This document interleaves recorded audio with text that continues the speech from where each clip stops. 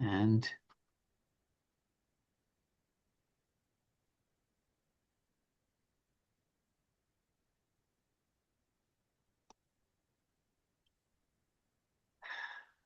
well, good morning and welcome to CBT Masterclass. I'm Mike Christensen, and today I'm asking myself the question, what leads to significant change in the therapy room? What are the key elements, the structure, the framework that brings about a shift for our clients and our patients? Today, you are going to get an inside look as Dr. David Burns and Dr. Jill Levitt demonstrate the essential skills needed to transform a real tangible problem with their volunteer client, Ruben, who was struggling. And later in the workshop, you'll have an opportunity to meet Ruben and David. They'll be here for Q&A. But I'm going to hand it over to Jill, who David often refers to as the greatest psychotherapy teacher and trainer in the world today. And I concur with that assertion. I've learned tremendously from Jill, and I'm thrilled to have the opportunity to work together with her today. Uh, Ladies and gentlemen, Jill Levitt. Thank you, Mike. That was such a nice introduction. I'm very used to introducing myself and David, so it's lovely to have such a nice introduction from you, and welcome everyone. I'm going to actually start with running a poll. And so hold on, let me just get the poll started. I want to learn a little bit about who's in our audience today. So you should be able to see the poll. Just asking, sometimes we have members of the general public in our audience.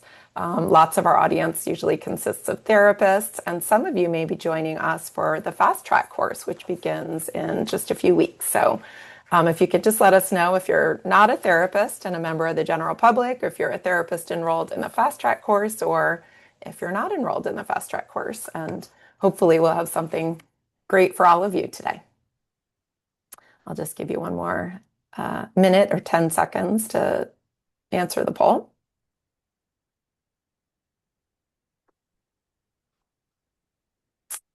Okay, I'll go ahead and end the poll and share the results. So looks like about 30% of you are members of the general public wanting to learn a little bit about TEAM-CBT, and 10% of you are in the Fast Track course, and 60% of you are therapists not in the Fast Track course. Okay, wonderful. Well, thanks so much. I'm glad that you're all here today. And yeah, our presentation today is meant to be helpful to therapists in learning about how to do CBT, as well as interesting to the general public. So let me welcome those of you who are in the Fast Track course. I'll just say that today is, in a way, a sort of kickoff to a course that begins in just a few weeks. And so today, all of you will see a therapy session that David and I did with a volunteer, Ruben, and we're going to play the therapy session for you live, and we're going to stop and make comments along the way, and David will be here for a Q&A, as well as Ruben, our volunteer. For those of you in the Fast Track course, today kind of just begins what will hopefully be a really exciting and interesting and therapy practice changing experience for you. So today you'll see this therapy in action, and then over the next 25 weeks, you'll be watching videos and learning from myself and David. You'll also be joining our live practice groups every single week to practice the skills that you're learning. You'll get 16 hours of on-demand content, and you'll get lots and lots of CEs, as well as the toolkit. So yeah, welcome. And we hope that you enjoyed today, as well as the next 6 months with us. And if you are not a member of the Fast Track course, we'll let you know at the end of today how you can join if you're interested. Let me also introduce David to you. So David probably needs no introduction, and Mike commented to me that we probably need to update this slide. He thinks more than 10 million copies have been sold of David's best-selling book. But David is one of the creators of CBT, and more recently TEAM-CBT, which we'll be sharing with you today. And he's really a brilliant clinician. And you'll see in the video too, he has a great sense of humor, super spontaneous, and does just a wonderful job of connecting with patients. So I'm excited that you'll get to see David in action today. And you'll get a chance to chat with him when we move to the Q&A at the end of the sort of workshop today. I'll also just mention to you who we are at Feeling Good Institute. So our mission at FGI is to help therapists deliver better outcomes so that patients can recover faster and more fully. We train and certify therapists in TEAM-CBT, which is a framework developed by David Burns. And we offer a structured 5-level certification path that really reflects the depth of the model. And you'll learn about that today. I'll also just mention if you're a therapist wanting your CE credit and you paid for your CEs, you'll get an email today with a link to complete the CE survey. So you'll get an email from us, you'll complete the CE survey, and then you'll get your CE certificate within a week. If you didn't pay for CEs and you're here and you wanted CEs, then it's not too late. And there is a link to pay for CEs in the chat box that Mike is going to drop, or you can scan the barcode on this slide. And I'll turn it over to Mike for just a few comments. Well, our goal today is that you'll have the opportunity for 4 things that you're going to be learning.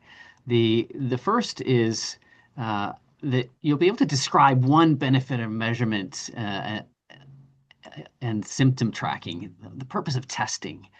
The second is that we'll be able to identify at least one common empathy error in therapy. What are the mistakes we make when we're trying to do our best empathy? We'll also have you learn how to explain the purpose of positive reframing in reducing resistance. And then finally, we'll be looking at some methods, and you'll be able to describe at least one strategy for stopping self-criticism, for being able to challenge that negative thinking that we have. Our plan today is a little bit of an overview of TEAM-CBT. Jill's going to walk us through that, and then we'll get an inside look by exploring a therapy session with David, Jill, and Ruben. We'll have some time for Q&A, and then we're going to do a little bit of teaching and practicing with the positive reframe. Well, you'll get an opportunity to actually learn and practice some skills. Then we'll explore a bit more of the session, looking into the methods and how they worked with Ruben there. And then finally, David will be joining us for some Q&A, and then you can get some insight from Ruben on what the experience was like for him as well. And I'll just ask you, Mike, if you can check. Someone had mentioned that there was an echo. So I just want to make sure maybe, Mike, when you're not talking, to mute yourself, and I'll do the same. And then if you all can maybe send Mike a note if there continues to be an echo. And for sure, when we play the video, I want to make sure there's not an echo. So hopefully we'll have fixed that. So yeah, let me just start with kind of an overview of the team model. And as Mike said, I'm just going to do a didactic, for kind of teaching you about the model and what you're going to be learning about today for probably the next half an hour. And then we're going to get right into it, showing this awesome video, hopefully awesome for all of you. So the TEAM-CBT model is kind of a framework for how all therapy works, or all effective therapy works. That means it's not a manual that you're going to take off the shelf. It's not a school of therapy. In fact, it's a framework for how all effective therapy works. The T in TEAM stands for testing. That is, that we use measurement at the beginning and end of all of our sessions with all of our patients. This is to measure symptoms so that we know how the patient is doing. And I'll tell you a little bit more about that in the next few slides. We also measure the alliance, how our therapist is feeling, how our patient is feeling about us at the end of each session. And that helps us to track progress over time, and also to make sure that we are truly connecting with our patients, that they're feeling good about the therapy that they're receiving. The E in TEAM stands for empathy. And I'm also going to teach you in the next few slides a little bit about what that means. But essentially, we work really hard to connect with our patients at the beginning of therapy and throughout therapy. We don't kind of rush in and throw CBT tools at our patients without first really connecting with them and understanding them. We also have several really developed empathy tools to help difficult to connect with patients and to heal sort of ruptures that sometimes happen in therapy sessions. So we know that measurement is essential to doing effective therapy. We know that we can't do effective therapy with our patients without empathizing and connecting with them. And then next comes what we call assessment of resistance. This is where we address motivation or lack thereof, where we try to help our patients to understand why they might be resistant and why they might not want the change that they think they're coming to therapy for. And we're going to teach you some about that today. And you'll also see David and I walking through some of those steps. And then finally, the M in TEAM stands for methods. And that's what most people think of when they think of CBT. They think of cognitive methods and behavioral methods. And there's lots and lots of methods that we're going to share with you today and that you can learn if you're learning the TEAM-CBT framework. So again, as you see the session today, I do want you to be thinking a little bit about the model. And I shared handouts with all of you through Zoom. And so actually on page 3 of the handout packet, there's a team session flow sheet, and you can even have that in front of you as you're watching the session today to sort of see where we are in the model. So as I said, TEAM-CBT is not a school of therapy, but really a structure for how all effective therapy works. And it's a sequence that we follow in our therapy sessions. And it is linear. And at the same time, you'll see us oftentimes going back to earlier pieces. So we use testing throughout our sessions, not just at the beginning and the end. When we use a daily mood log, for example, we fall back to empathy. And you'll actually see a moment where that happens when we're in a method with Ruben, but we need to kind of fall back and empathize for a bit. So it is a sequence that we follow in therapy sessions, and it's a framework that helps to keep us sort of anchored so we always know where we are. You'll see us do a longer session today, and that's kind of what we call a double session or extended session. And oftentimes, if you set aside more time to see your patients in longer sessions, you'll see a near or a near complete or a complete elimination of symptoms. So offering longer sessions with patients can make a really big difference, although not everyone is able to do that, we understand. Just to flesh out a little bit more about the T equals testing, right? So we often note that therapists think that they know how their patients are feeling when in fact they don't. And there's pretty good research actually that shows that if a therapist does an evaluation with a patient and isn't using any kind of measurement, and then you ask the therapist to tell you how depressed the patient is, how anxious the patient is, and you have the patient fill out a survey, that those two things are not highly correlated. And so what does that mean? It essentially means we need to use measurement so that we actually know how our patients are doing. I like to think of it like when you go to the doctor's office and they don't say, how's your temperature today? They actually, take your temperature using a thermometer. So if you turn to page 8 in your handout packet, and if you don't have the handouts in front of you, it's also okay. I'm just kind of highlighting a few things. They're not completely essential for today, although they are in the Zoom link. So if you got the Zoom link reminder for today, the handouts are attached there and the slides are attached there too. And I think Mike is also sharing them with you in the chat. So if we look at page 8, you can see an example of a brief mood survey. We say that's an emotional X-ray machine. Like I said, taking your temperature. It's a quick way that we can understand how our patient is doing at the beginning and the end of every session. And you'll see us start our session with Ruben actually going over his brief mood survey. So we ask about symptoms of depression and anxiety and suicidality, etc. And then we can track changes from the beginning to end of each session. And you'll actually realize when you start using measurement that sometimes patients change in really profound ways from the beginning to end of a session. And that's really helpful to you in understanding, what did we do in that session? What methods were exceptionally helpful?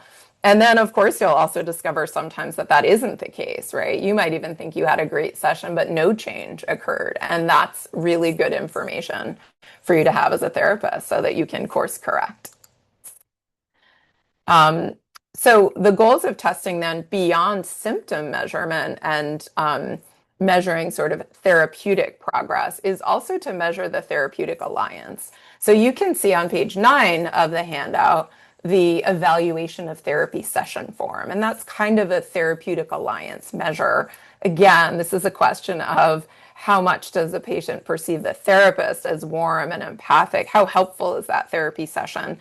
And I will tell you that as a therapist who usually thinks of myself as pretty attuned and connected with my patients, I have been shocked by the feedback that I get on this form in both directions, actually. There have been times where I have thought that a patient was kind of flat in a session and that I wasn't doing a great job of connecting with them or that a session wasn't especially helpful.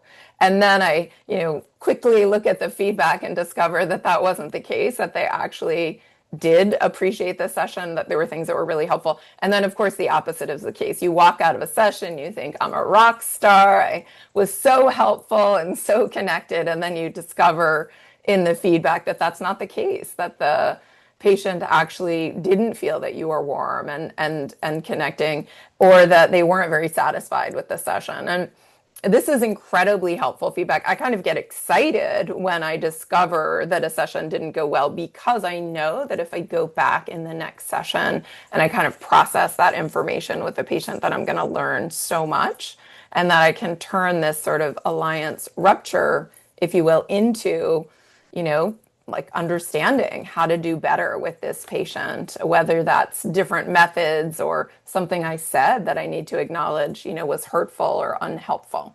So the testing is really kind of a lifesaver. Um, I'll move on and focus on the E in TEAM, which stands for empathy. Just going to briefly touch on it, but you will actually see David and I probably do about 40 minutes of empathy with Ruben, and you're going to see most of that as we show the video with you today. We say that empathy oftentimes will take, only maybe 30 minutes with a new patient. It can take longer than that, but if you're doing a really good job of just listening, not trying to interpret or advice give, but really tune in, oftentimes you don't need that much time. We also say that empathy is necessary, right? We can't do effective therapy with a patient if they don't feel understood and supported, but it's not sufficient for change, right? An empathy only therapy where you're just listening and offering support, not using any kind of tools for change, is not going to bring about significant change. And the specific empathy tools that you'll see us using with Ruben and that we use in all of our therapy sessions is called the 5 Secrets of Effective Communication. And that's on page 10 of your handout packet. And I'll talk to you just about a few of those. So we say empathy is kind of like the 0 technique. What that means is that we're not actually trying to bring about meaningful change. We're sort of offering very little to our patients at this time, although in reality, we're offering a lot, right? So we're not trying to come across as smart or that we have all the answers to our patient's problems. We're trying actually really to just tune in to what our patient is sharing with us. So we do that by using thought and feeling empathy. That is paraphrasing what the patient's saying using thought empathy, and you'll see that really clearly today in our session. And feeling empathy, which is wondering kind of aloud how the patient might be feeling. I'm wondering if you're feeling anxious or panicky or nervous, or I'm wondering if you're feeling ashamed or embarrassed or humiliated. That's feeling empathy. We're also going to provide compassion and warmth, using I feel statements and stroking as well, sharing with the patient, I feel sad to hear this, or I feel excited to work with you, but bringing ourselves, to the table and connecting in that way. And stroking as well, which isn't on this slide, but is in the 5 secrets in the handout, which is where we find something genuinely kind or complimentary to say to our patients. Of course, it has to be genuine. We're not BSing our patients, but this is also a great way to connect. And when we say go with the patient to the gates of hell, what do we mean by that? What we mean is that if a patient is feeling very stressed, we don't try to minimize it. We actually are saying, wow, it sounds like you're feeling really overwhelmed and stressed. Or if a patient is incredibly angry with a spouse or a loved one, we're going to say, it sounds like you're furious. And we're going to really try and understand and tune in to sort of the range of our patient's experience. David and I created this little acronym to remind therapists of what not to do during the empathy phase. So we say, do not preach, right? None of us want to come across as preaching. But what that means is we're not trying to problem solve, we're not rescuing, we're not educating, we're not advice giving or cheerleading or helping. And I would take a moment now to ask yourself, how often do you actually lead sessions or lead a course of therapy with this kind of stuff? It's so easy when you see a patient struggling and you sort of know the answer to problem solve or to rescue or to educate. And it's not to say that there isn't ever a place for this in therapy, right? So when I have a patient who's struggling with panic attacks, for example, I feel like psychoeducation is incredibly helpful. And I do want to give them information about what's happening in their body and how their thoughts are contributing to their feelings, etc. However, what we want to highlight here is when we're empathizing, when we're connecting, right? You can see the kind of team model on the right side of the slide. When you're in this phase of therapy, we're trying not to jump in and fix things too quickly.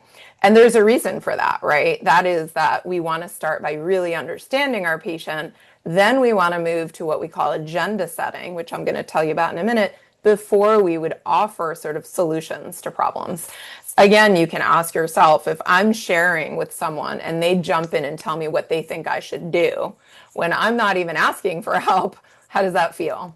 It's kind of pushes you away. And so we really encourage you to work on your empathy skills, along with us. And that's something we focus on a lot in our trainings.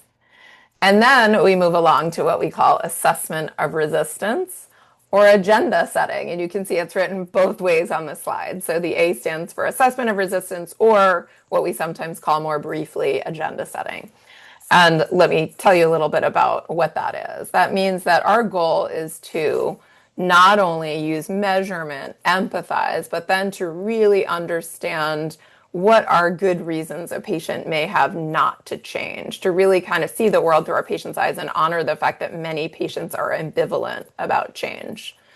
So there's two types of resistance that we address, and you'll see us really addressing outcome resistance with Ruben today. Outcome resistance is, does the patient really want the outcome that they say they want? That sounds like a strange question. Like, of course, they're coming to therapy, they want to get better. But remember that there actually are some positive things about negative emotions. And I'll give you a quick example. Let's imagine you're working with a woman who has OCD and contamination OCD, and she does a lot of washing and cleaning, and she's got young children, and she's really worried about their safety and their health. And so she has all these rituals for cleaning and showering and things like that. Well, if she buys in and wants the outcome that she's asking for, that would mean she would stop all the rituals. And there are going to be some reasons she wouldn't want that, right? She's going to be worried that if I were to get better, if I were to no longer worry about contamination, maybe my kids actually would get sick. Maybe I wouldn't be a great mom. Maybe I wouldn't be protecting my loved ones. So there are lots of reasons a patient may not fully or wholeheartedly want the outcome that they're asking for. And so we spend time exploring that, and we do that using many methods, but the one we're going to really highlight for you today is called positive reframing. And you'll see us do it with Ruben. Mike and I will demo it, and we're also going to give you a chance to practice it briefly with a tool we have that we'll share with you today. And then process resistance is, even if the patient convinces you that they really want to change, are they going to be willing to do the work required for meaningful change? And there we're talking about things like regular homework, coming to sessions on time and regularly, and doing work between sessions. Or we're talking about, for the example I gave you earlier, this patient is going to have to do exposure. She's going to have to be willing to not shower and not disinfect everything and sit with those feelings of anxiety, maybe even face her fears doing cognitive exposure. So there's two different kinds of resistance that we address kind of in the TEAM-CBT model. And the goal there is to anticipate and address resistance so that we can boost motivation, right? Reducing resistance boosts motivation. And I have kind of a nice little graphic here for you, which is what happens if you don't address resistance. So again, I'd ask you to think in your therapy practice. If you're anything like me, there are definitely times where you want your patient to change more than they want to change. And you start feeling kind of burnt out and frustrated and annoyed. And so these are tools that we have so that you don't get there, so that you're not pushing your patients to change, so that you're really just honoring good reasons not to change and kind of putting the ball in their court, right? Asking them, given all these good reasons, do you really want to change? And I think those of us who are doing this in all of our sessions with all of our patients, meaning we don't get stuck in this pushing our patients to change, we end up feeling so much more satisfied about the work that we're doing. Because if patients don't want to change, I really believe that it's their right, and I'm not going to be in a position of trying to push them to change, which means that my practice ends up being pretty full of highly motivated patients who are doing really great and collaborative work. And those who are not ready to change or don't want to do the work of change, then they're not sort of half in and half out of therapy or in a watered down version of therapy where I'm chasing them. They actually understand that effective therapy is here and available to them if they should choose to want to do the work or if they should choose to want to overcome the symptoms fully. So the agenda setting or assessment of resistance is a pretty amazing addition to therapy that I give David, all the credit for. So these are the questions that we often ask when we're addressing outcome resistance. It's called positive reframing. We're asking our patients to think with us about what do their negative thoughts and feelings say about them that are positive and awesome. The example I just gave you, we could ask our patient and ourselves, like a mother who's has contamination OCD and is showering multiple times a day, cleaning her house, not letting her children come in until they've taken off their shoes and washed their hands. What does that show about this woman, this patient, that's positive and awesome? It shows how much she loves her family, how important it is to her to be a good mother. It shows that she values safety.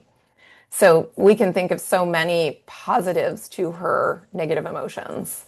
And then again, what are some benefits or advantages? That's slightly different, but we could think that her anxiety protects her and it protects her loved ones.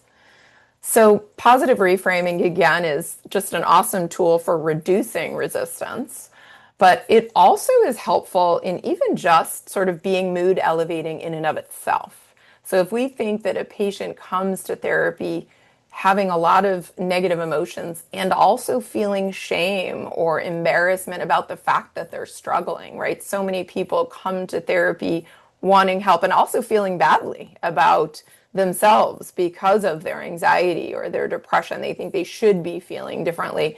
But if we actually help them to sort of honor the good reasons to feel the way they're feeling, in a way, we're replacing these feelings of shame with feelings of pride.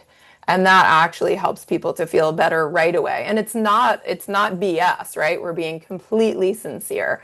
And it's not all the work that's needed, right? If someone is struggling with depression and we help them feel proud of their depression, they're not done, they're not cured, but it's definitely getting them part of the way there. You no longer feel defective or broken or hopeless. And we can let go of that resistance to change, which means that all of the methods that we end up bringing in will work that much better and that much faster without kind of resistance or reluctance in the way. And then the M in TEAM stands for methods. And that's what many people think of when they think of CBT, cognitive methods, behavioral methods, interpersonal methods. And there actually are probably 50 to 100 methods that we have available in the CBT model. And you'll see us use many methods today with Ruben. We're just addressing one particular type of problem. So we use just a handful of methods today, but the methods really vary depending on the problem that we're helping with. There's relationship methods, there's methods for dealing with anxiety, there's methods for dealing with depression, low self-esteem, etc. And we've also found in our experience that if you do, excellent assessment of resistance, if you're doing positive reframing, if your patient is arguing for change rather than against it, that oftentimes only a few methods are needed. You'll see in the session that we do with Ruben today, we do identify the distortions, we do externalization of voices, we do the feared fantasy, we use be specific, we do a survey technique. I mean, we probably use 5 to 10 methods that you'll see in the session today. And you'll see, a total elimination of symptoms over the course of just one therapy session, using just a handful of methods. I'm guessing that many of you know about the cognitive model, but I will just very briefly share with you what that is. The cognitive model, which we will definitely be using with Ruben today, is the idea that it is thoughts and not events that trigger negative emotions. So what does that mean? It means that if there were two people that went into exactly the same situation and they had a different set of thoughts. Let's just use an example. Let's say there were two students and they had both studied exactly the same amount for an exam and they had a full grasp of the material. And one student was going into that exam thinking, I got this, I know my stuff. I'm going to rock this. How do you think they're going to be feeling? Confident, eager, enthusiastic, positively, right? Excited even, proud. And if a different student had studied exactly the same amount, knew exactly the same material, but was saying to themselves something like, I didn't study enough, I should know more, I never do well on tests, this is super important. If I don't do well on this, I'm not going to get into a good college. Ask yourself, how would they be feeling? Anxious and nervous and insecure and maybe depressed. And yet, the facts of the situation are exactly the same. So we know that what we tell ourselves at every moment of every day impacts how we feel. And so the cool thing, though, is that if it's true that our thoughts drive our feelings, then if we can look at those thoughts and actually challenge and change them, then we can change the way that we feel. And you'll see us do that work today. What's also really neat about the cognitive model is that emotional change can happen instantly. And I've had this in therapy sessions with patients all the time. The moment that a patient realizes that a thought they have is not true, it's distorted, it doesn't make sense, it's not accurate, they instantly feel a shift in emotions. And you'll see that today as well. You'll see light bulbs go off. You'll see Ruben go from feeling kind of tortured to feeling really light and happy and enthusiastic. And so, this kind of sudden or rapid change that happens when you crush a distorted thought is really an exciting part of the cognitive model. I'll also just share with you, we're not going to do a practice of this, but I just want to highlight that one of the methods that we'll use today and that we always use with patients to sort of start to get thoughts, to get sort of unstuck, right? To start to see how thoughts are not accurate is called identify the distortions. And so if you look at page 5 of your handout packet, this is actually, I think, the bottom of the daily mood log, Ruben's daily mood log. So try not to look ahead at the daily mood log just yet, but just look at the bottom of page 5. You see a list of cognitive distortions. So these are really thinking errors that we all make at times. All or nothing or black and white thinking, overgeneralization. So I won't teach you all of the methods right now. But I want you to keep in mind this idea that if we can take a negative thought, like, let's see, I'm wasting, one of Ruben's thoughts, kind of a performance anxiety thought is I'm wasting people's time. And if we can see that that is, for example, mental filter, I'm dwelling on the negatives rather than the positives, I'm only seeing what I'm not doing well rather than what I'm doing well. If we can see that it's emotional reasoning, I'm telling myself that just because I'm feeling insecure, but there's really no evidence for it. So identifying distortions in our thoughts is kind of usually the first step we use with our patients to start to unstick their thinking. The other thing I'll just mention on this slide is that we also do this method slightly differently than we used to. We don't just say identify the distortions. We say explain the distortions to me. We put the patient in the role of teaching us. Say, yeah, I agree, that is mental filter, but why is it mental filter? Explain that to me. Why is telling yourself I'm wasting people's time mental filter? What are you missing, you know? And then the patient can explain to you why that's mental filter. Well, because I don't even know what others are thinking of me, and because people have told me before that they find my teaching interesting, because people keep coming back to learn from me, you know, because I'm really only paying attention to what I might not be doing well rather than all the skills that I have to bring to the table.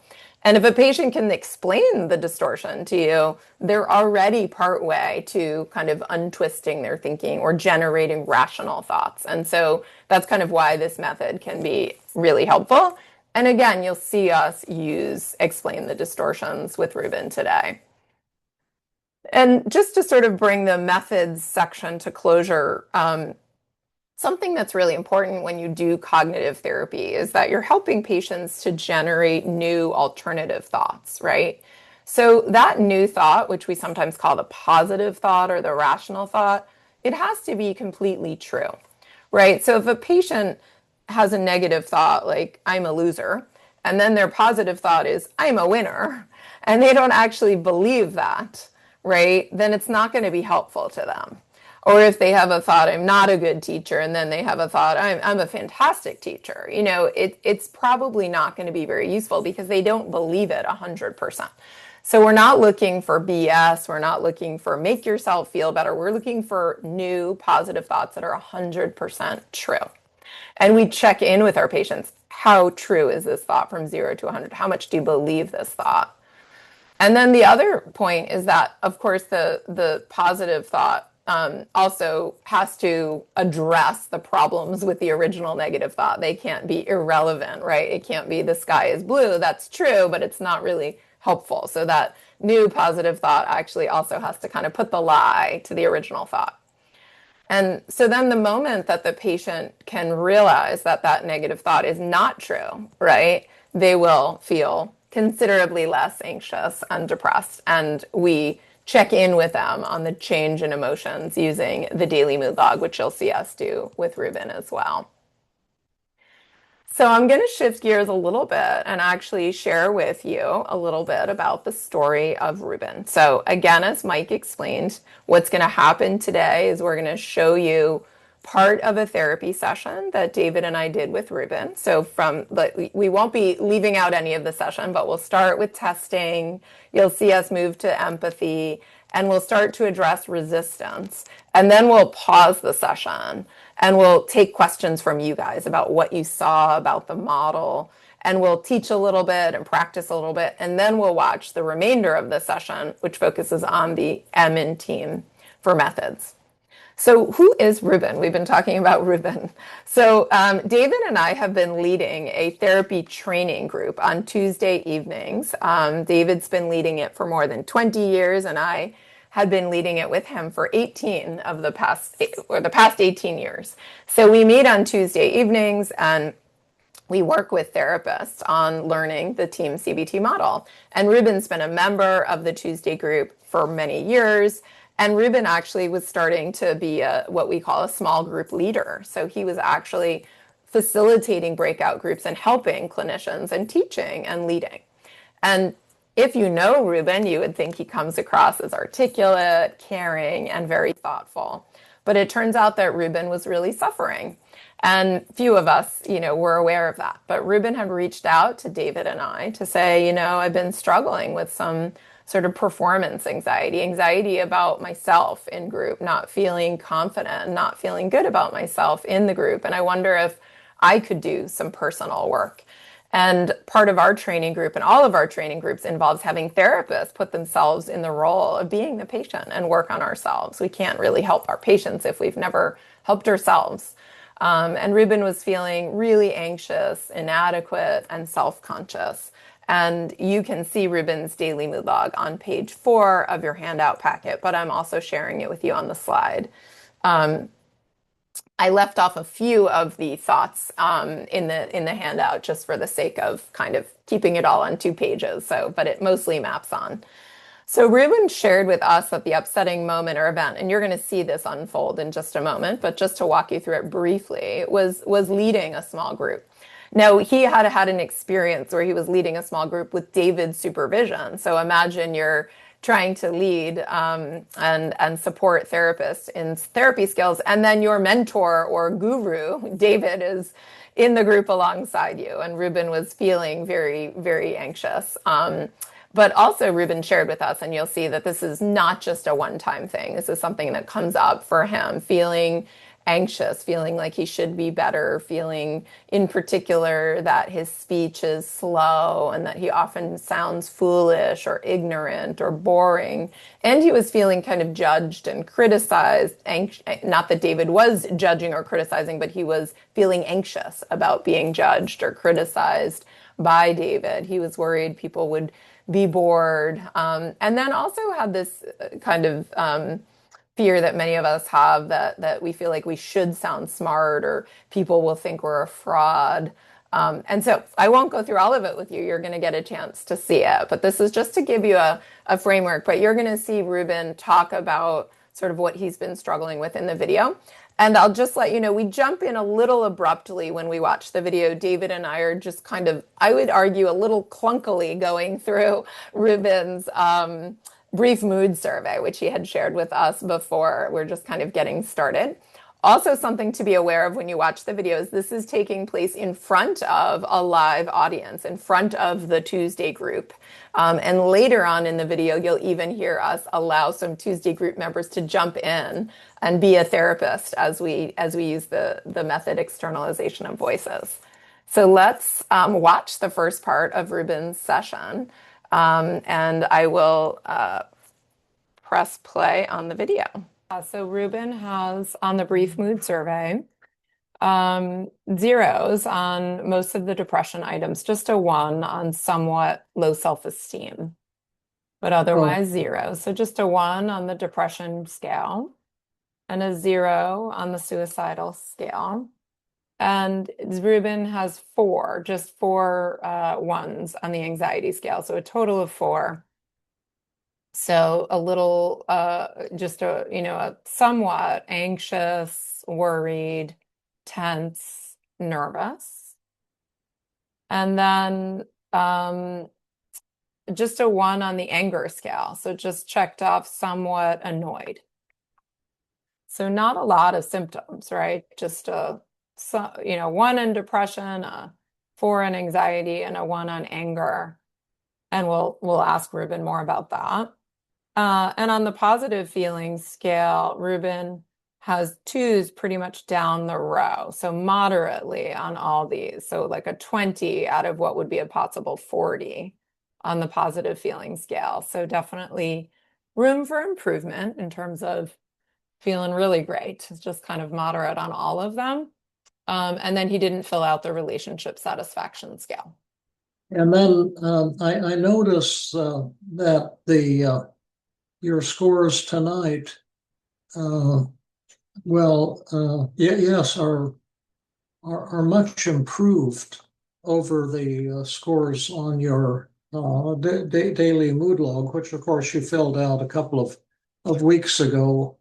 And can you just tell us a little about that? Because at that point you were feeling, well, you skipped depression. I don't know if that was intentional or just overlooking it, but the anxiety at that point was 70 out of 100, which is pretty high, and the shame was 30. And then feelings of inferiority and inadequate and defectiveness and so forth was 80. That's pretty intense. And the feeling rejected was 40. And then feeling embarrassed and foolish and self-conscious, what was a 70? That's pretty darn strong. And then frustrated and struck was only the 30, and then resentful and upset was 30, which is not real intense. But would you say that some of these feelings have improved from that time?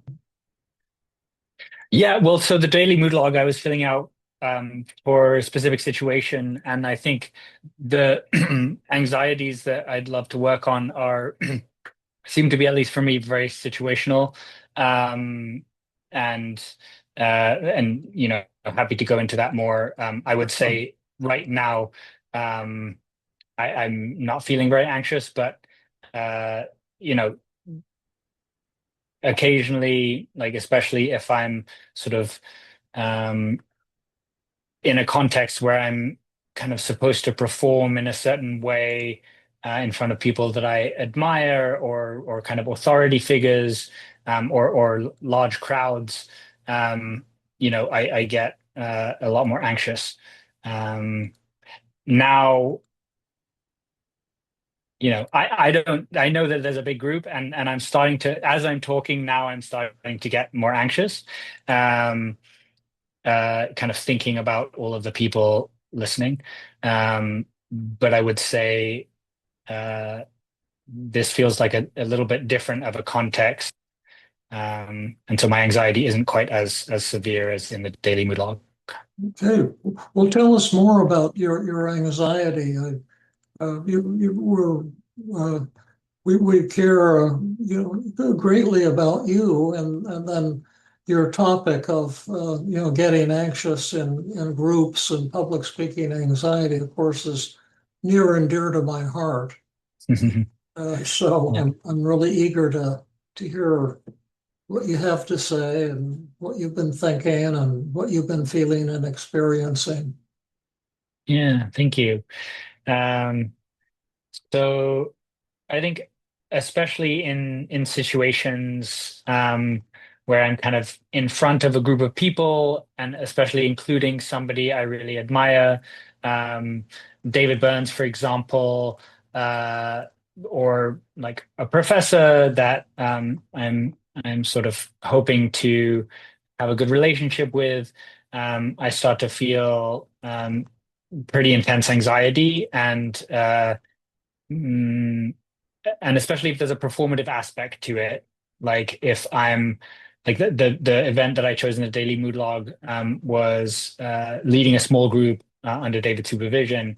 And so I put a lot of pressure on myself to perform, and have this notion that sort of if I don't perform, bad things are going to happen, and this person that I admire will reject me, and I need to be extra careful what I say and make sure that I do everything right, or I'll be rejected, and that will make me worthless. And so I'm kind of getting into some of the thoughts already, um, but yeah, there's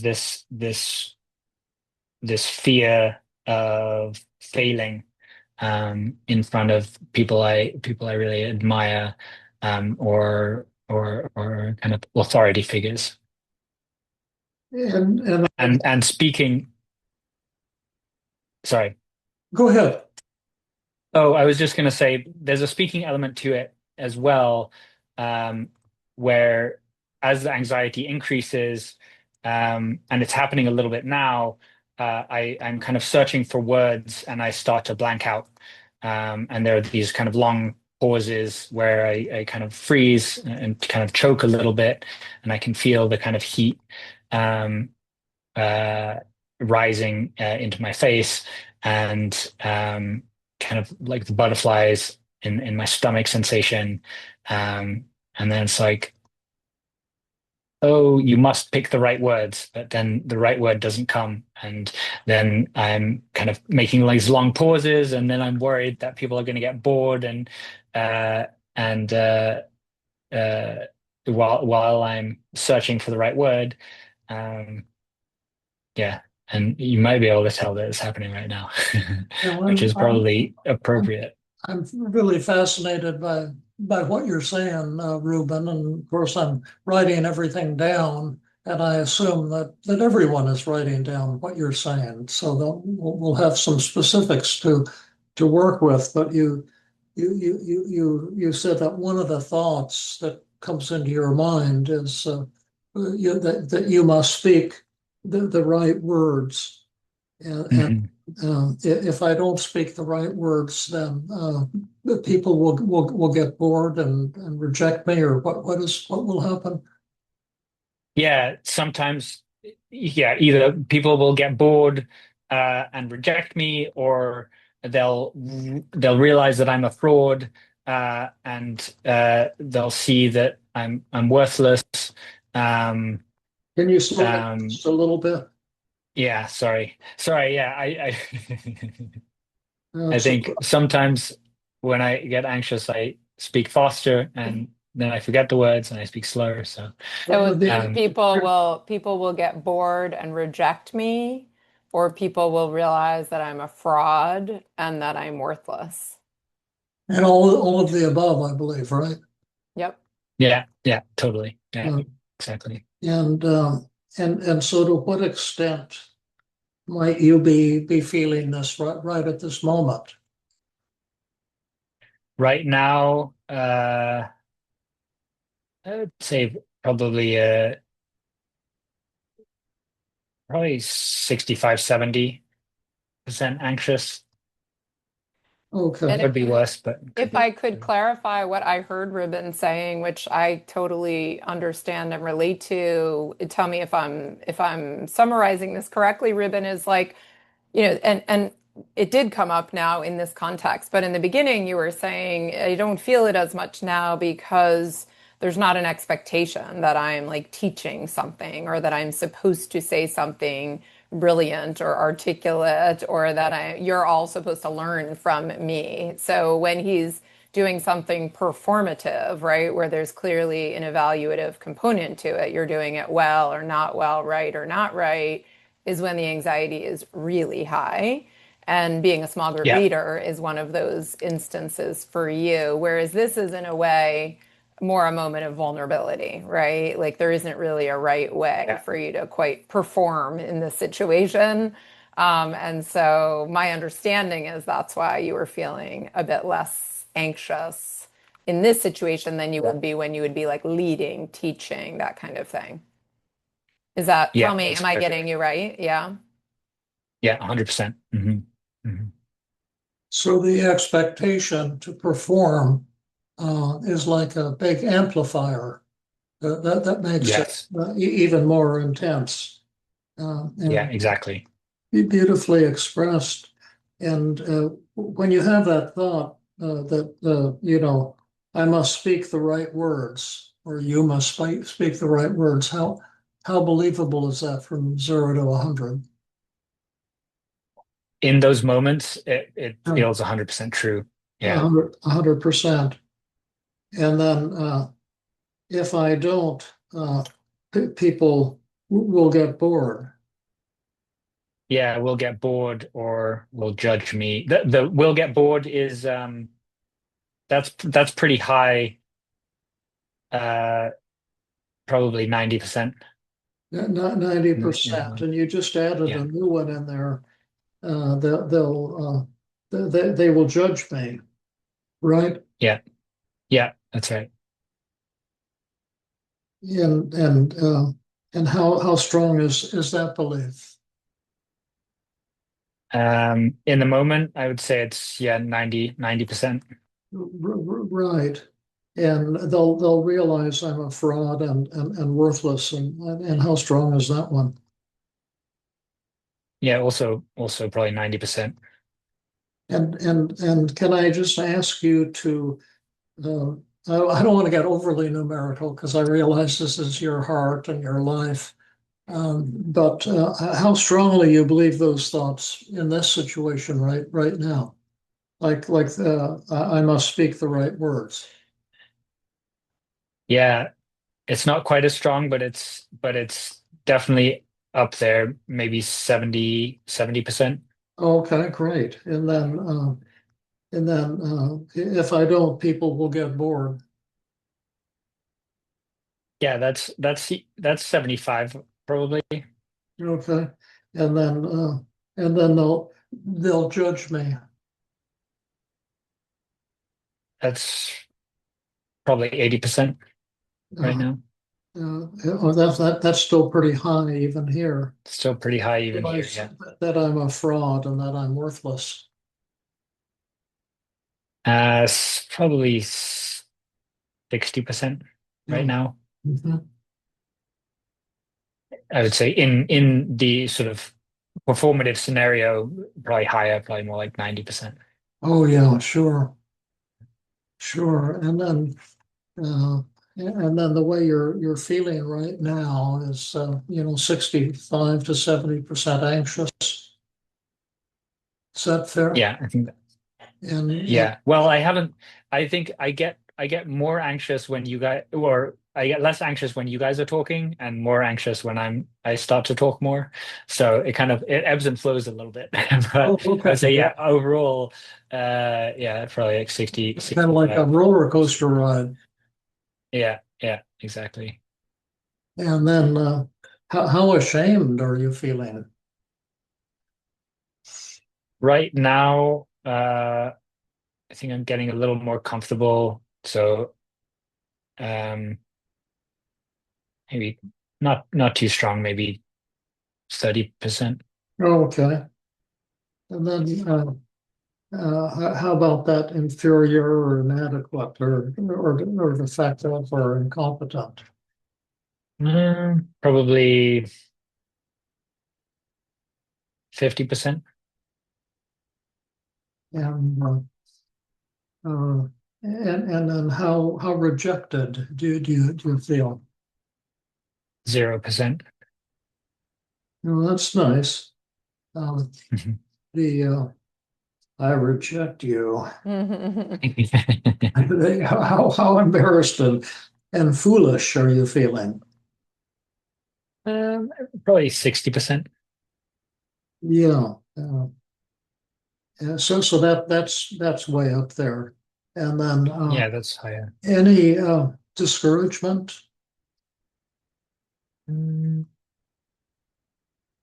I don't think so. I think that's 0. Yeah, great. And how about frustrated or stuck?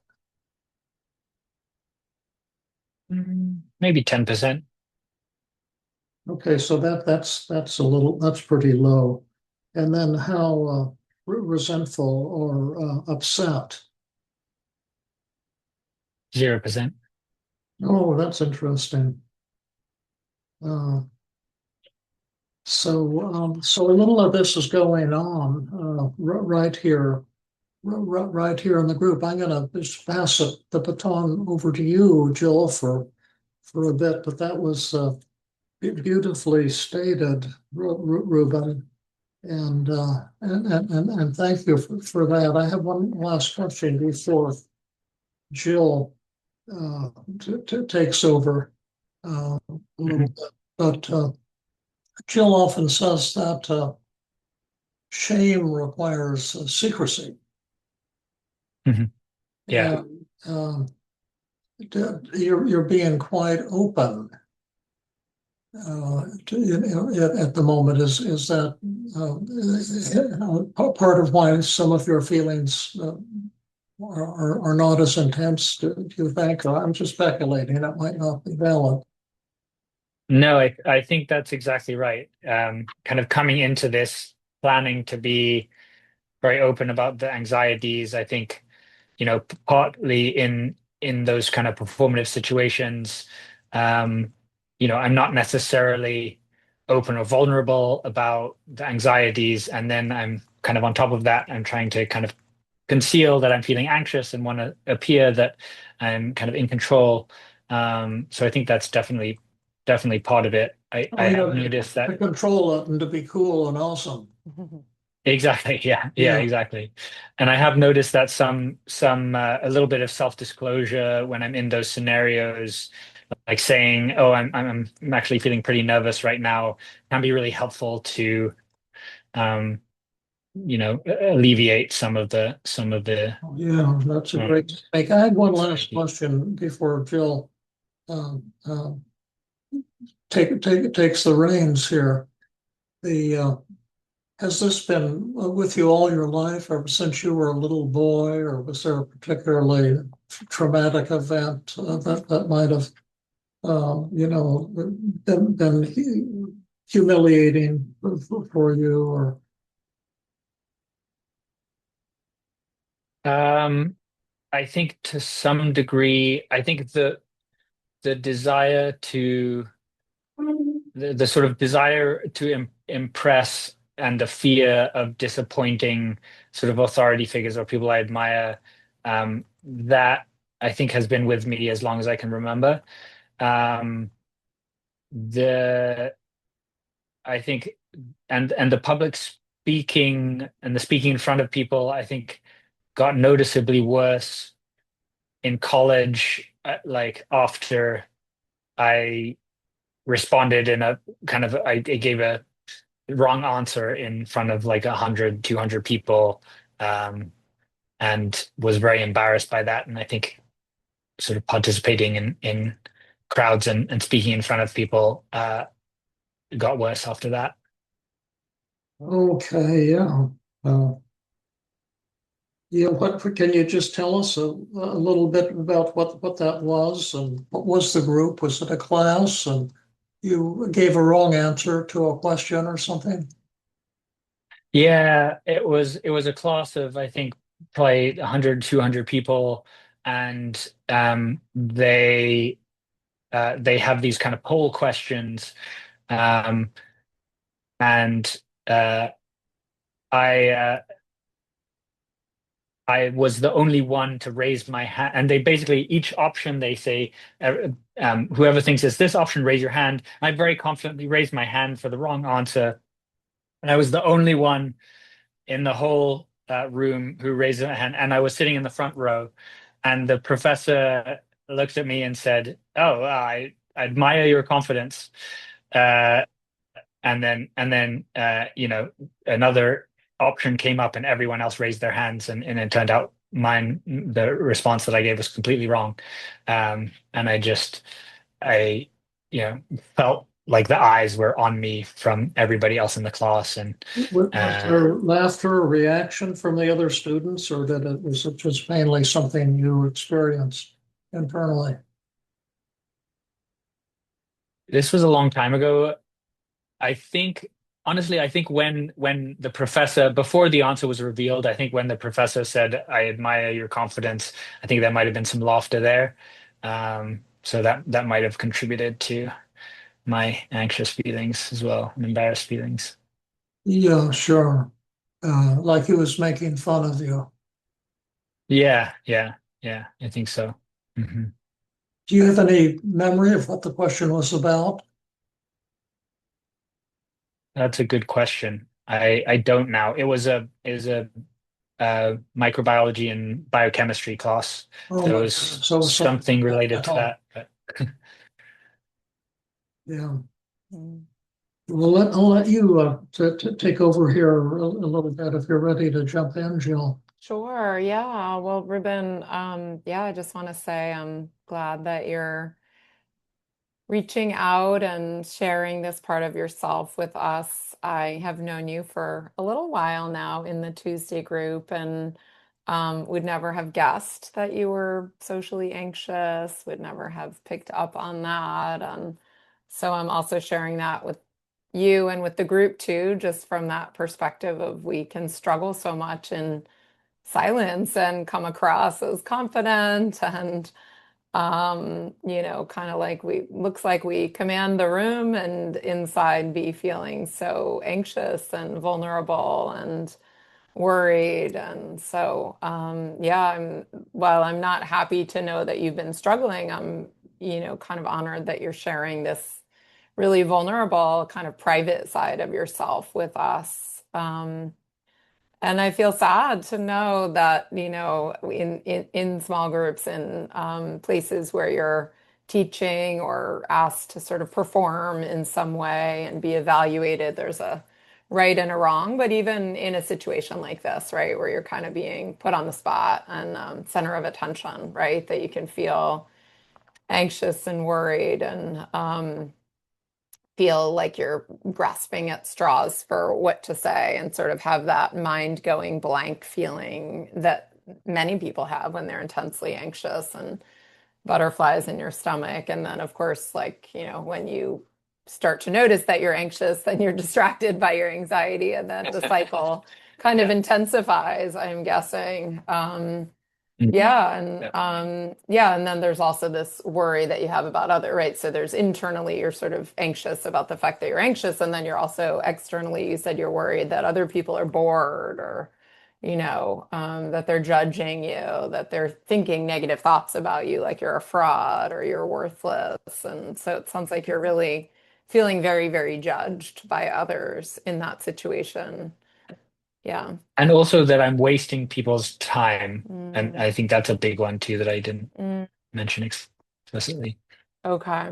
That you're wasting people's Like time. I don't deserve to be here kind of as group leader. Okay.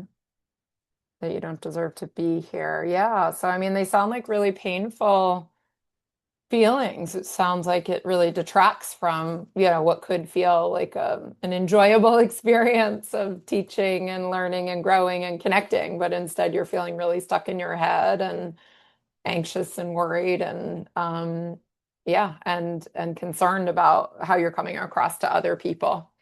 And then I maybe I've skipped one important part, which was there was also a piece that you were talking about when you're interacting with authority figures. So it's also especially worse, it sounds like, when you're around people that you really admire or look up to, like David, and I'm sure Mhm. others as well. But this kind of authority figure, maybe that you feel even more afraid of failing in that context. Yeah, Yeah.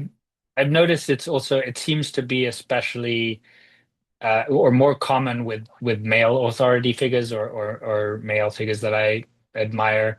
I'm not sure. I was also initially quite anxious in your small group, and I think I go through ups and downs uh, in that context as well.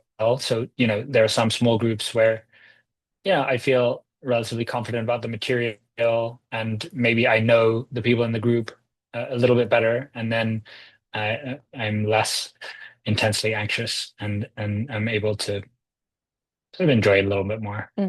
Right. So there's definitely different levels of comfort that you might feel the more you know Yeah. someone and feel comfortable with them or feel less worried about them judging you, the easier it will be for you. And then the more unfamiliar the circumstances or the more high level, maybe the audience, right? Or the person, the more you'll feel like you want to please them. I was gonna say, what about asking, could we check in with Ruben on how we're doing in terms of empathy? That would be where I would be thinking of next, but Yeah. tell me what you're Hmm. thinking. Please, please do, Jill. Yeah. So Ruben, how are we doing in kind of our connecting with you, right? We definitely like to make sure that we're doing a really good job of understanding you, that you're feeling supported and feeling warmth from us. Well, one is thought empathy. Yep. How accurately are we understanding how you're thinking inside? The Mm. second is feeling empathy. How accurately are we grasping and sharing our an understanding of how you're feeling emotionally as a human being? And then the third is to what extent are we creating feelings of warmth and acceptance and compassion and caring or whatever you want to call it, that intangible human, trust and surrender type dimension. And if you could give us a grade in each of those, that would be helpful. Yeah, I think it's an A plus in all categories, um, except maybe thought empathy, which it is an A. And I think the only thing that I would add is that there's often a sort of pretty intense. It feels like a compulsion um, to kind of check and recheck that I'm doing the right thing. Um, and so there might be a flavor of what feels a little bit like it might be kind of OCD tendencies there that I maybe hadn't. I'm not sure if I kind of fully expressed that. But That yeah, sounds I that think that's important. That sounds really important and a little bit new. And that you want to check and recheck that I'm doing the right thing. Is that something that you check with other people, or more of an internal checking? more of an internal checking. Although I often have a strong impulse to kind of uh, apologize or kind of qualify um, what I'm saying, or if I said something that I feel is stupid, there's often kind of an impulse to kind of correct that or apologize for that. Yeah, Could to yeah, can I wave off the attack before it happens. Yeah, yeah, exactly, yeah. I just wanted to understand it a little better. So yeah, I'm glad you said that. So you're saying A plus on sort of thought empathy, or on, sorry, feeling empathy and kind of warmth and connection. And then thought empathy was an A, not an A plus, because because it was part that you hadn't yet shared. And so we hadn't yet, Yeah. understood.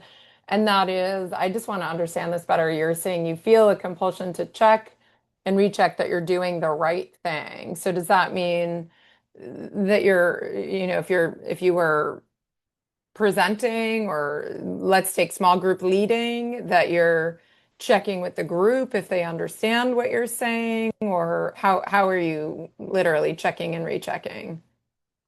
That's a good example. I think I do I probably check more than I should for or than I need to for understanding. I Hmm. think that's a reasonable example. Okay. Um, and I'm trying to think of another example. Maybe part of it is kind of internal, where maybe a word comes, and then I kind of think, no, that's not quite the right word, and then I kind of keep searching for a word that Mm. is just the right fit, um, and then often I get anxious and forget what I was talking about entirely. Yeah. And does this affect you almost all the time in all situations where you're having to perform in front of a group of people, or only if there's an authority figure of some kind there? Or if you were teaching some fourth graders something, would it be much less? Much less in front of fourth graders, I would say. Still to some extent there, I think. Especially if it was material that I'm not super familiar with.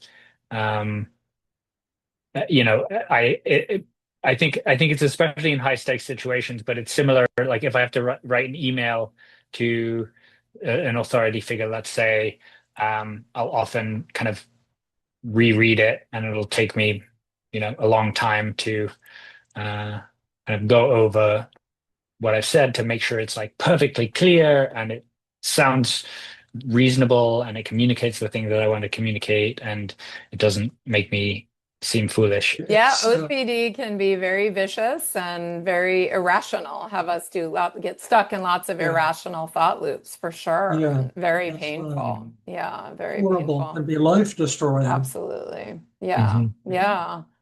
But yes, I hear you saying there's sort of a touch of that. It's not kind of a full-blown OCD, but there is a way in which you're certainly doing that, like mental compulsion of kind of checking and reviewing and thinking really thoroughly, and that kind of gets you stuck too. Totally. Well, Ruben, we love you and admire you, and would love to offer you something more than just talk and support, although that's incredibly important. And I'm wondering, I think Jill is wondering, is there some part of what you've been telling us tonight or some part of your daily mood log that you'd actually like some help with? And if so, would this be a good time to roll up our sleeves and get to work on it, or do you need more time to kind of talk and get support? I'm ready to roll up my sleeves. Let's do it. And then if we work together tonight and it was helpful to you, and if at the end of the evening, we can't guarantee this, but you said, wow, that really blew my socks off. What might happen that would be helpful to you if a miracle happens tonight? What miracle would you be hoping for? I think being able to kind of be in those what feel like high stakes situations without such intense anxiety, right? A little bit of anxiety would be good, but anxiety that kind of allows me to sort of maintain my fluency of speech and um, allows me to maintain my presence and um, doesn't kind of get me looping in these anxious thoughts. And if we could make that happen, what would that be worth to you? It would be worth a lot. It would be, yeah, it would be huge for me. Big relief. Right? So Jill, can you take it from here? Sure. Yeah, so I was writing in the chat box the invitation step and the miracle cure question. So I'll move on to the next step, which is if we had a button right here, Ruben, and we press that button and you walked right out of here today, and all these thoughts and feelings would go to zero. You'd feel kind of amazing. No longer anxious, worried, panicky, nervous, defective, incompetent, embarrassed. All those things would go to zero. Would you push that button? Maybe I wouldn't push it for it to all go to completely to zero. Maybe I'd want to hang on to some of those a little bit. Beautiful. I'm glad you said that, right? So you're saying, yeah, maybe I think you're stepping right into the next step, which is like maybe there are some good reasons to hang on to some of these feelings, right? Maybe I don't want to feel anxious and inferior and embarrassed of a zero. I have some good reasons to hang on to them. So let's talk about that. This is called positive reframing, right? Where we want to think about maybe we can take some of these feelings, maybe you could pick one or two, and we can talk about what do these feelings show about you and your value system, what's important to you, what's beautiful about you, and also how are these feelings maybe working for you, right? They're benefiting you in some way. So let's we can all write down on a piece of paper, positive values and benefits, and then we can take some of these feelings and even thoughts and maybe write some things down. So which And feeling or thought might you want to start with? and as and, Okay. and as a teaching point, we've been leaning more in the direction of positive reframing for thoughts. That's equally powerful for thoughts or feelings, but the thoughts cause the feelings, and the thoughts are more individual to the patient. Yeah, I'm just looking at my daily mood log here, and I'm noticing there's a little bit of my tendency to say must pick the right thought, pick the right emotion. Yeah, make So sure I'm you just get the gonna, right one, Ruben. There's, No pressure. yeah, there's a lot of super juicy ones here, Ruben. yeah, yeah. I think I'm gonna go with inferior, inadequate, defective, Mm. incompetent. And that was at an 80, so that's pretty strong, right? So like we're going to think together about what are some benefits of feeling inadequate and defective and incompetent, and also what do they show about you that's beautiful and awesome. Mhm. Um, so I mean, one benefit of feeling incompetent is that um, well, it helps me, it keeps me humble and keeps me working towards improving myself and improving my skills.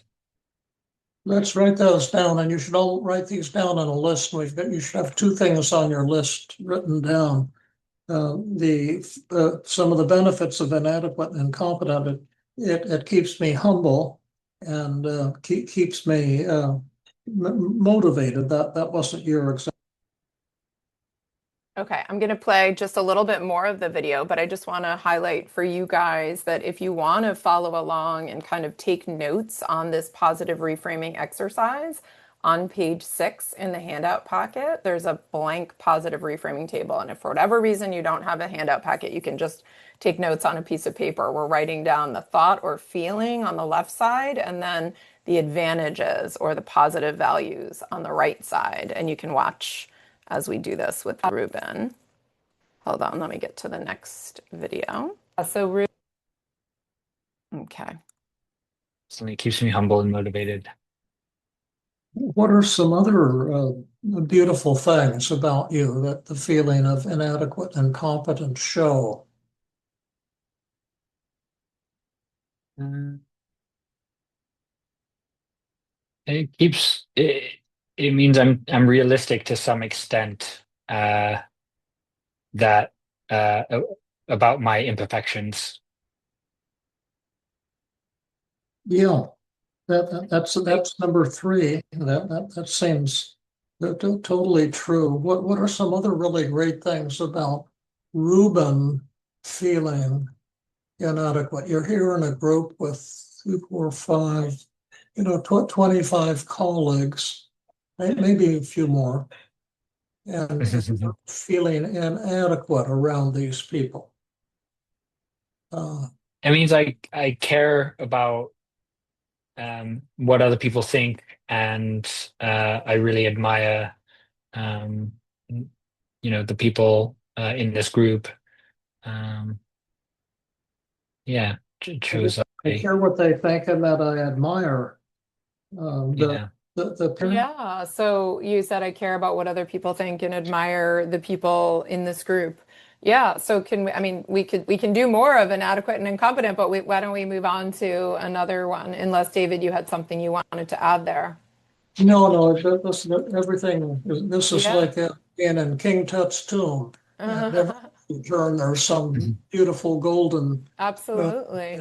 So what, Ruben, can we pick another feeling or thought and think about how that might be benefiting you? Let's do anxious, worried, panicky, nervous, frightened, Yeah, let's do it. anxious. How do you think that this feeling of anxiety and nervousness um, is working for you and or, right? What does it show about you that's beautiful and awesome, the anxiety? I mean, it motivates me to prepare Hmm. for these kind of high stakes situations. Yeah. Um, it also shows that I'm human. Tell us how that works. I don't know. I feel like there are these super smooth characters that, um, where everything kind of comes easy to them, uh, and I feel like I'm kind of more, it's easier for me to kind of relate to people who show a little bit of vulnerability and Yeah. anxiety because they kind of feel more human and kind of more real to me in a way. Yeah. Yeah, and so improves connections with others. Yeah, I like that. Yeah, improves connections with others. I love that. I think it's so true that, displaying some anxiety and, of course, sharing that anxiety out loud helps you to be much more human and vulnerable and easier to connect with. Totally. Um, yeah, and again, I think I just was thinking that it also shows that feeling anxious about pleasing other people, for example, shows that I value those people. Feeling anxious about getting it right Yeah. shows that I kind of value the audience, right? I want to Mhm. do well by them. Does that ring true for you? Yeah, definitely. Yeah, Yeah. right. And especially kind of feeling anxious about, um, not wasting other people's time. It shows that I um, care about their time and want to kind of contribute in a positive way. Yeah. And maybe we could pick a thought, since that was a thought that actually seems really useful, right? Like telling myself that I'm wasting other people's time is really a translation for I value Hmm. other people's time. What about any other thought we can look at here? Yeah. Maybe if I screw up, David will be disgusted and see I'm worthless, selfish fraud. That's a juicy one. Ruben, we're just looking for distorted thoughts here. So the thought is if I screw up, uh, David will be disappointed. Is that right? I said in this one I have David will be disgusted and Oh yeah. see that I'm a worthless, Oh yeah. selfish. Yeah, that's okay. That, Um, that that's a good one. What does that show about you that's positive and awesome, and how does that help you? Um, yeah, I think a lot of similar things that I've put here. It shows well, one that I haven't mentioned is it shows that I have high standards for Oh yeah. myself. Mm-hmm. Um, um, yeah, it shows that I, again, like I said before, it shows that I want to do right by David and the group members, and I value David's opinions.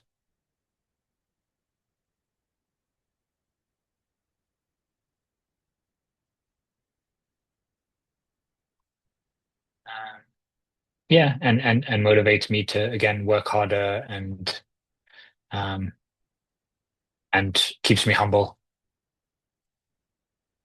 which we've written already. Does it keep you safe as well? Because this David sounds like a pretty Yeah, powerful ogre, and and so if you don't screw up, you can avoid this punishment, I guess. yeah, right. Uh, right. I think it will keep me safe. Yeah, yeah, for sure.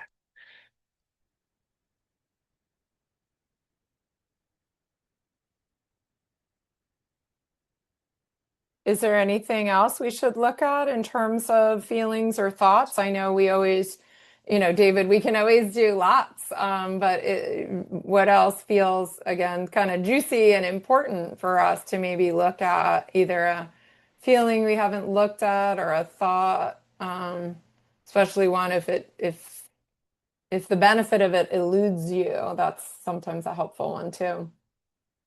Okay, yeah, I'm looking at the Another list here. positive on the David one. It shows that I'm aware of. Might be good. Well, I think you're saying that teaching and feedback should be in a loving Mm, construct, and hmm David is too harsh in the feedback he mm, gives.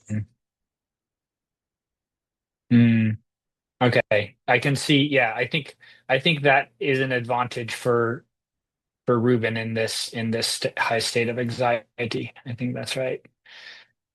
That Yeah. and David said what it shows also is that I'm aware of David's shortcomings, that David can be sometimes, abrasive or harsh or critical or something like that. Is that what you're saying, David? Yeah, Yeah.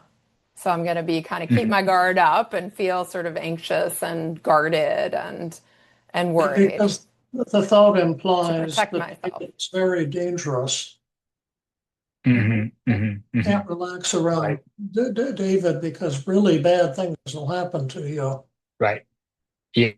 Yeah. Right. Yeah. So it's similar to kind of keeps me safe. Yeah. Hmm. Yeah. Definitely. Yeah. Yeah. Okay. Let me just see. Um, Looking down the list here.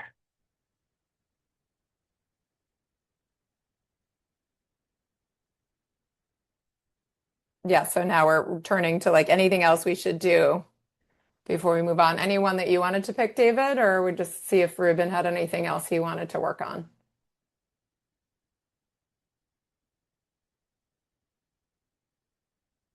Well, if people don't like my contributions, I'll never make it as a therapist. Mm, That's a yeah, that's a good one. pretty good one. Yeah, that would be great. Let's do that one. Um, So that was David. If people don't like my contributions, I'll never make it as a therapist. Yeah. Okay. In other words, they won't send me referrals. No, again, I have to impress people in general to survive as a mental health professional. Yeah. mhm, And mhm. what are some benefits of Right. that, Ruben? Or what is Um, it? Yeah, and what does it show about you that's beautiful and awesome about what you value? yeah. It shows that I want to be a good therapist. Um, and I really care about um, making contributions that people find valuable um and want to, contribute in a positive way towards people's recovery. Um, and again, I think like we've mentioned before, it's also motivating to sort of help keep me practicing the techniques and um, questioning my own competence so that I'm kind of staying on that growth edge and consistently um, sort of checking myself so that I can be there for my patients. Is that true about you, Ruben? That you do want to always be a good therapist and make good contributions and keep on that growth edge so you can help your patients? Yeah, Yeah. yeah, it's true for sure. Yeah, yeah. I'm glad you picked that one, David. That was really helpful. Well, they're all juicy in different ways. Ruben, given all these benefits of your anxiety and inadequacy and shame and feelings of worthlessness. There are so many benefits. I know they sound terrible when I say them, but they're helping you in so many ways and showing truly beautiful things about you, wanting to be humble and caring about others, wanting to be a phenomenal therapist, protecting yourself from embarrassment, motivating you. Like, why would you give these up? I mean, these all sound pretty awesome, but Okay. yeah, Oh, given all these benefits, yeah, why would you want to work on this? Yeah. Um, yeah, no, it's true. These benefits are real. And there are a lot of awesome things about these thoughts and feelings. At the same time, I think the extent to which these thoughts and feelings are present sometimes is overwhelming and paralyzing, and I end up kind of shooting myself in the foot rather than kind of actually realizing the benefits underlying them. Great. Yeah. Awesome. And David, I'm happy if you'd like to walk through the goal column on the daily mood log with Ruben. Okay, let's fly through that, the Yeah. goal column, and all of you can take a look at at Ruben's daily mood log and the anxiety. 70 was your estimate of what it frequently is, and what would Mhm. be a nice amount of anxiety to have at the end of the group tonight. Yeah, maybe 30 would be a A healthy amount 30. to. So let's write a 30 in the goal column. And is that high enough? I think so. I think so. Yeah. Okay. And then how ashamed do you want to feel? That's already at 30. What would be an ideal amount of shame? Yeah, maybe 20. 20 I would mean, be good. okay. Yeah. And how inferior, inadequate, defective, and incompetent do you want to feel? That was one of that was the highest actually at 80. Yeah, yeah. I think there's a lot of good stuff in there. Maybe 30. 30, okay. And then how rejected do you want to feel? That was 40. Uh, maybe 20. 20, okay. and then how embarrassed and foolish and self-conscious. I was feeling that when I misread you a moment ago, Jill. Mm. Oh, I'm The, sorry you felt that way. yeah, but that's 70. What would you like to feel? Uh, let's do 20 for that one. 20, okay. And then frustrated and stuck has been 30. What's good amount of frustration? Uh, let's do 10 for that one. 10, okay. And then the resentment and the upset, how that was 30. What's a good amount there? Let's go 5 on that one. Oh, okay, great. So now let's dive in, and we're going from step 3, which is the assessment of resistance, to step. Okay. Let me move, hold on, let me just move to the next slide. Makes me humble and motivated. That gets us to Q&A. Okay, and then let me bring Mike and I back on screen here.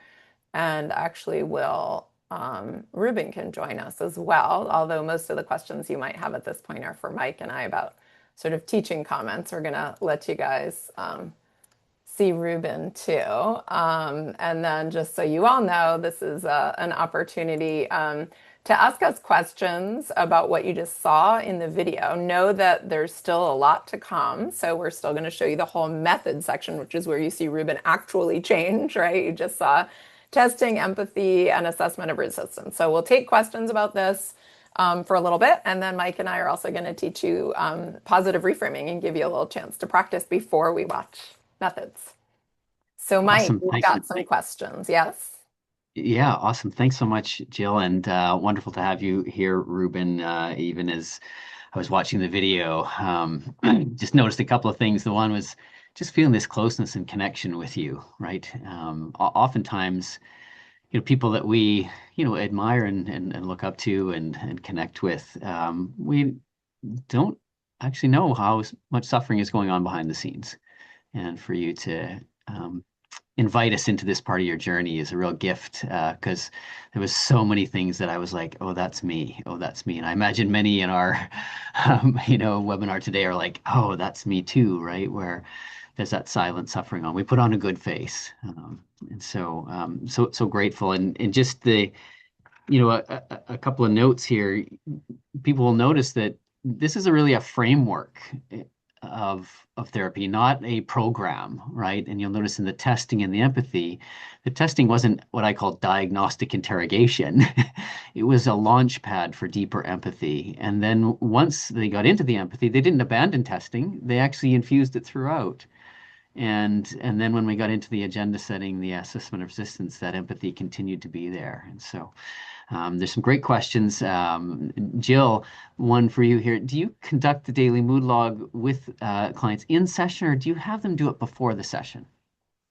Yeah, I think there were a couple questions we got, Mike, along the lines, I'm just going to frame this along the lines of like, how similar was this or how different was this because Ruben knows CBT or, came to the session with some background. So what I would say is that for the purpose of this therapy session that we did with Ruben, which was also kind of a live demonstration, we did things slightly differently. And that is that we did ask Ruben in advance of the session to do kind of the event, the feelings, and the thoughts on the daily mood log. So we think of that as like data collection, right? So we didn't ask Ruben to do any work on himself to change, right? No distortions, no positive thoughts.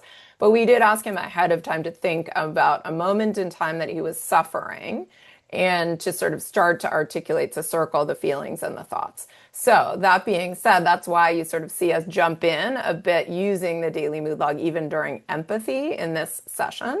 And yes, that's a little different. So with a typical patient, my empathy will be not necessarily anchored on a daily mood log in the beginning because I haven't even shared with them a daily mood log. And I will usually walk through how to do a daily mood log with a patient in a therapy session. That means I'm telling them a little bit about the nature of thoughts and feelings and how thoughts drive feelings. And then I'm helping them to articulate to circle what feelings are coming up for you in that moment in time. And then to think through what are the thoughts that are driving those feelings when you feel inadequate. What are you telling yourself that's really kind of driving the inadequacy? So what you don't see in this session is us teaching Ruben how to use the daily mood log.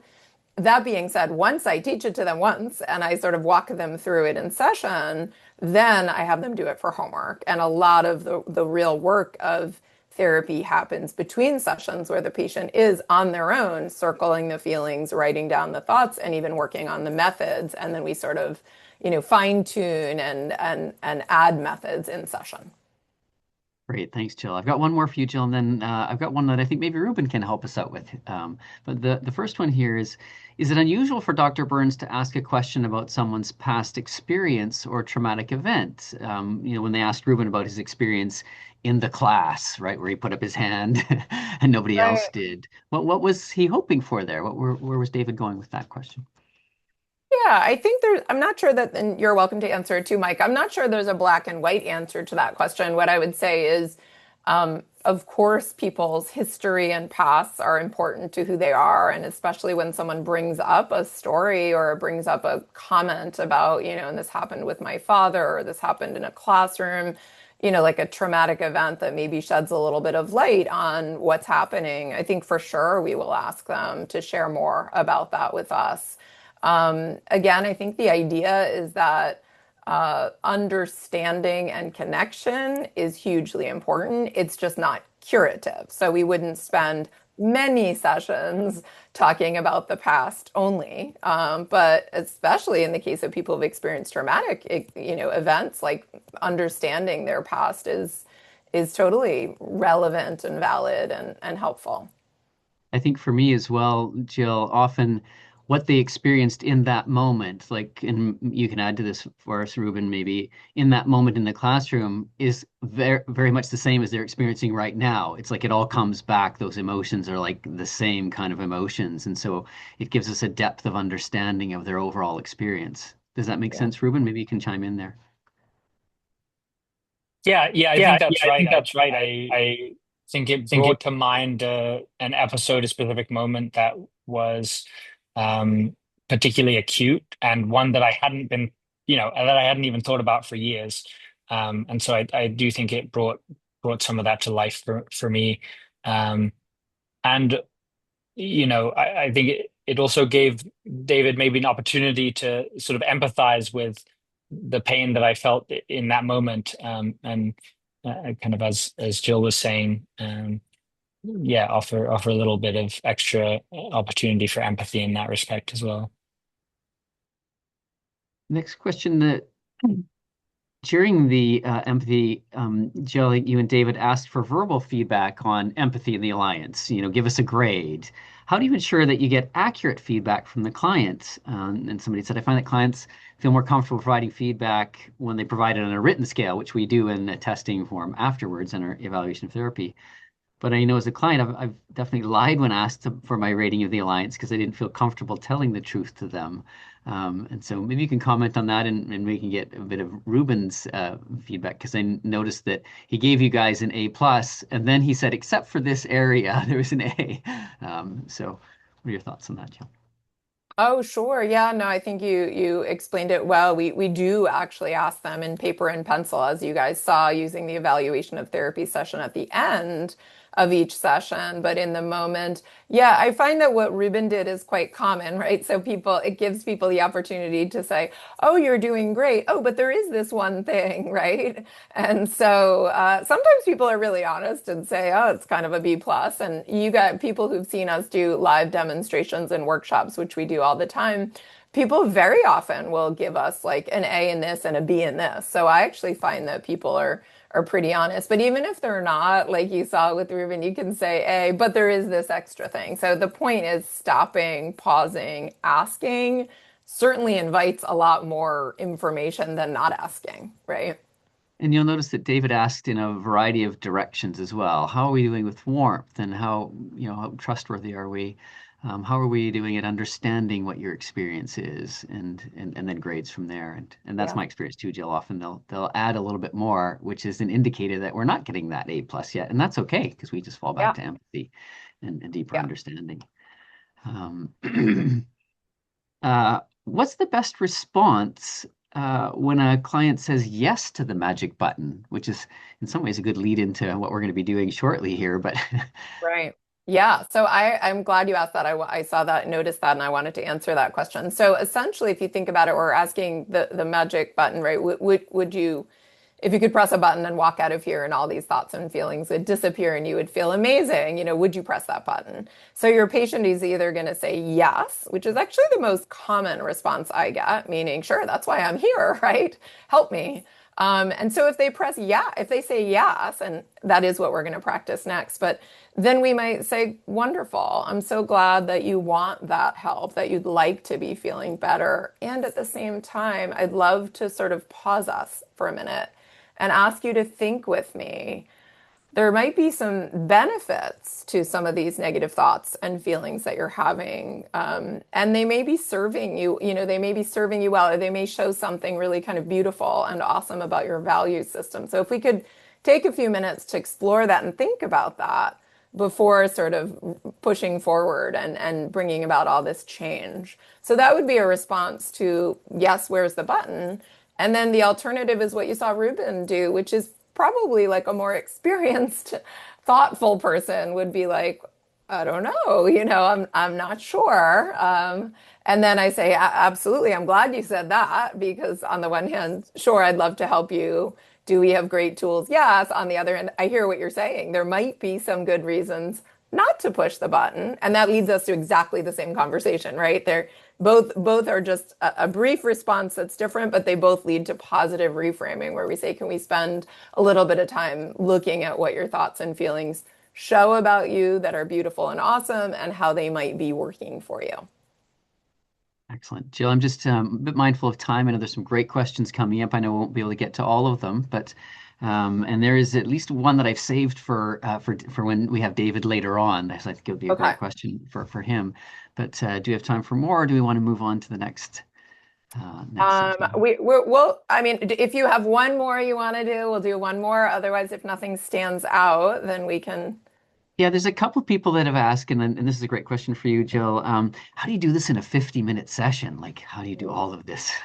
Right, right. That is a great question. And I will answer that one briefly and say most of the patients that I see, I actually do see in 50-minute sessions. I love to do longer sessions, and I absolutely do schedule longer sessions as well. And yet, I do think it's possible to do this in 50-minute sessions. What I think about it is, you're breaking the therapy up into chunks. And so that means you as the therapist have to do a really good job of not starting your session just saying, how was your week? And then spending 30 minutes chatting about how their week was. I think a lot of it is you could imagine maybe you do some testing and empathy in a session and you begin a daily mood log. Maybe you get, the feelings, the event and the feelings and the thoughts, and then you could send your patient home in between sessions, asking them to try identifying the distortions for homework, or asking them to do exactly that 3 more times during the work week, or even daily during the week to collect data. But then in the beginning of your session is when it's so important to kind of check in on testing. And then what I like to do is just an anchor, which is sort of like, so what we were working on last week was this, and what I had you do for homework was this. Let's check in on your homework and let's see if we can build on that. And that is always my assumption, kind of like we are going to stay the path unless the patient, really comes in and says, there's this other thing I really want to talk to you about that happened this week. In which case I still say to them, like, well, we have a choice. We can go of one of two directions. We can focus on that. And that would kind of take us away a little bit from what we were just building progress on. That might be a good decision, or we can return to which direction makes sense. So it's just like a lot of articulating where we are, what we're doing, the choice point, rather than just sort of blindly following the patient with wherever they take us. So yes, it does require a lot of being on it, throughout all sessions.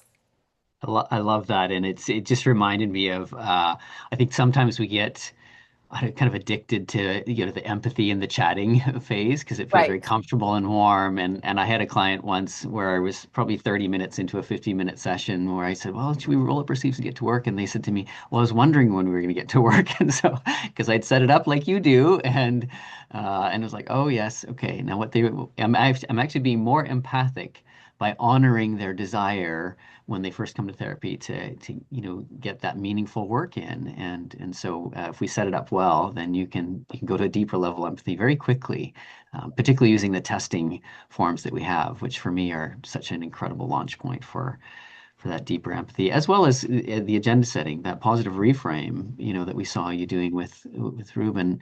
I just feel so much more connected to him, right? That humility that he has, that desire for growth and improvement. It's like, yeah, we can align ourselves with that and honor that together. Yeah. So here's what we'll do. Ruben, we're going to take you off the hot seat for a moment. I'm going to change the view to just have Mike and I on the screen, and then we'll bring Ruben back for the next Q&A. And then Mike, we're going to move forward. So you all saw us do this. So positive reframing is where we're asking the patient right after that magic button, what do your thoughts and feelings say about you that's positive and awesome? What are some benefits or advantages? And you can see that positive reframing table on page 6 of the handout. What we're going to do actually is Mike is going to, so Maura Katz, the director of the Feeling Good Institute, created a really cool deliberate practice tool for practicing all sorts of TEAM-CBT skills. And it's part of a subscription program that we offer and also allows us to practice this in the fast track course as well. So Mike is going to walk me, I'm a therapist, and Mike is going to walk me through a practice exercise, and then we're going to drop the link in the chat and we're going to give you guys like 5 minutes to practice the exercise on your own, and then we're going to keep going. So it's just an opportunity for you guys to take a break from watching and actually do for a few minutes, and then I'll come back on again at 11 to show the second part of the video. So Mike, over to you. Yeah, excellent. Well, Jill, if you'll open that link for that page, and this is just an example of one of the practice exercises. And I was doing an ethics course recently, which was reaffirmed for me the importance of this as the starting point for becoming a great therapist. Is knowledge and awareness. We do our grad studies, and we have a lot of knowledge and awareness. But the key to actually getting to be a master therapist is practicing the skills throughout your career. So you're continually improving. And we're going to walk through a brief exercise. Jill's going to be my therapist in training. And I'll be honest, I walked through this myself, and Maor and I wrote this together, and he's been developing this particular practice exercise for this. And it was good for me to do a little practice to refine my skills. It's much like if you wanted to learn how to play the violin. You can watch videos and read books, but until you put the violin in your hands, you won't become a musician or in athletics and sports. If you want to become a great basketball player, you can watch the NBA and read books about it and watch videos. But until you can learn all about it, know all the rules, but until you actually get on the court and start throwing free throws, you won't become a master basketball player. And it's the same in our therapy. We have to actually be practicing the skills.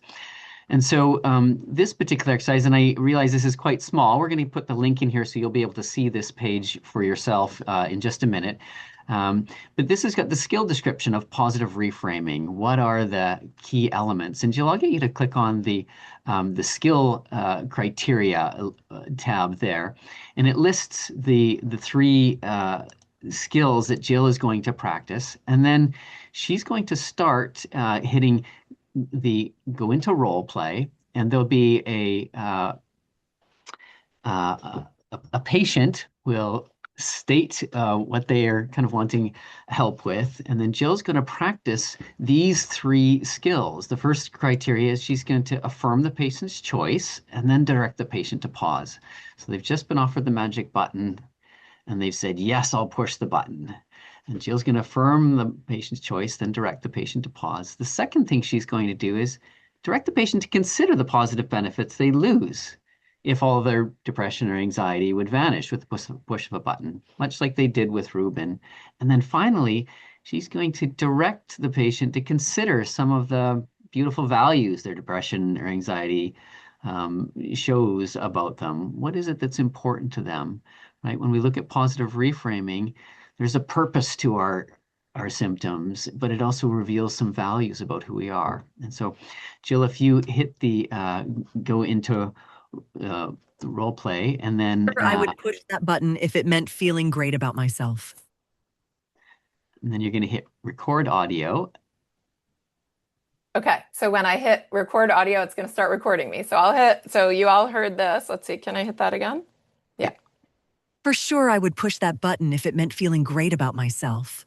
Okay, now I'm going to record a response trying to hit those skill criteria. Okay. Great, Janet. I'm really glad to hear that you would push that button and that you really want to do that work with me.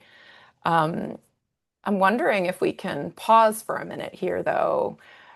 I absolutely want to help you with your goal of feeling great about yourself. And at the same time, I can think that there are some good reasons for you to be kind of self-critical and hard on yourself. And I can also imagine that these kind of being hard on yourself shows that you've got really high standards and that you're really humble. I'm wondering if we could take a minute and look at some of the benefits of beating yourself up and maybe some of the positive values that it shows about you. Excellent. And then So I she's going to hit hit stop. pause there, and Yeah. now she'll upload it, and it will give her feedback on what she did well and how she could improve. So I'm going to hit submit response. And then I'm Returns going to get asking. some feedback. And so, oh, go ahead, Mike. Excellent. Go ahead. And you can read a little bit of the feedback. And you'll see here, like Jill is, a master therapist, and yet there's always ways of kind of tweaking or adjusting. And so what we do with deliberate practice is we do multiple versions. And often I find in our classes, in the fast track class where we do that, 30 minutes every week, we practice in dyads or with this, the people that practice the same one 4, 5, 6 times, in the fourth or fifth version, that's when the magic really happens, and you learn a ton from it. So this gives you an opportunity to practice that over and over again. And then my Question. options Okay, go are ahead, that Jill. I could, oh yeah, my options at the bottom are that I could either try again, so I could try that same scenario again, or I could hit next scenario. And so I think, Mike, our goal would be to give you guys just a few minutes to practice with this tool. And Mike is going to drop the link in the chat. And if for whatever reason you get stuck, don't worry. We are going to just continue on with the workshop today. We're just kind of giving you a chance to play with it. And also this link that you have will allow you to practice, later on today too. So try it out now. What I would say is remind yourself to click on the skill criteria so that you can see the skill criteria. And then, I can show you if I clicked on the next. So you click show skill criteria so you can read through the skill criteria and then hit start role play. It'll play the patient statement for you and then you can record your response and it'll transcribe it and give you some feedback. So we're just going to give you a couple of minutes, like, 3 or 4 minutes to play with it. You saw it only took me a minute to do one. And then at 11, in just 3 or 4 minutes, we'll watch the next section of the Ruben video and you'll get to see all the methods. Right, have fun with it.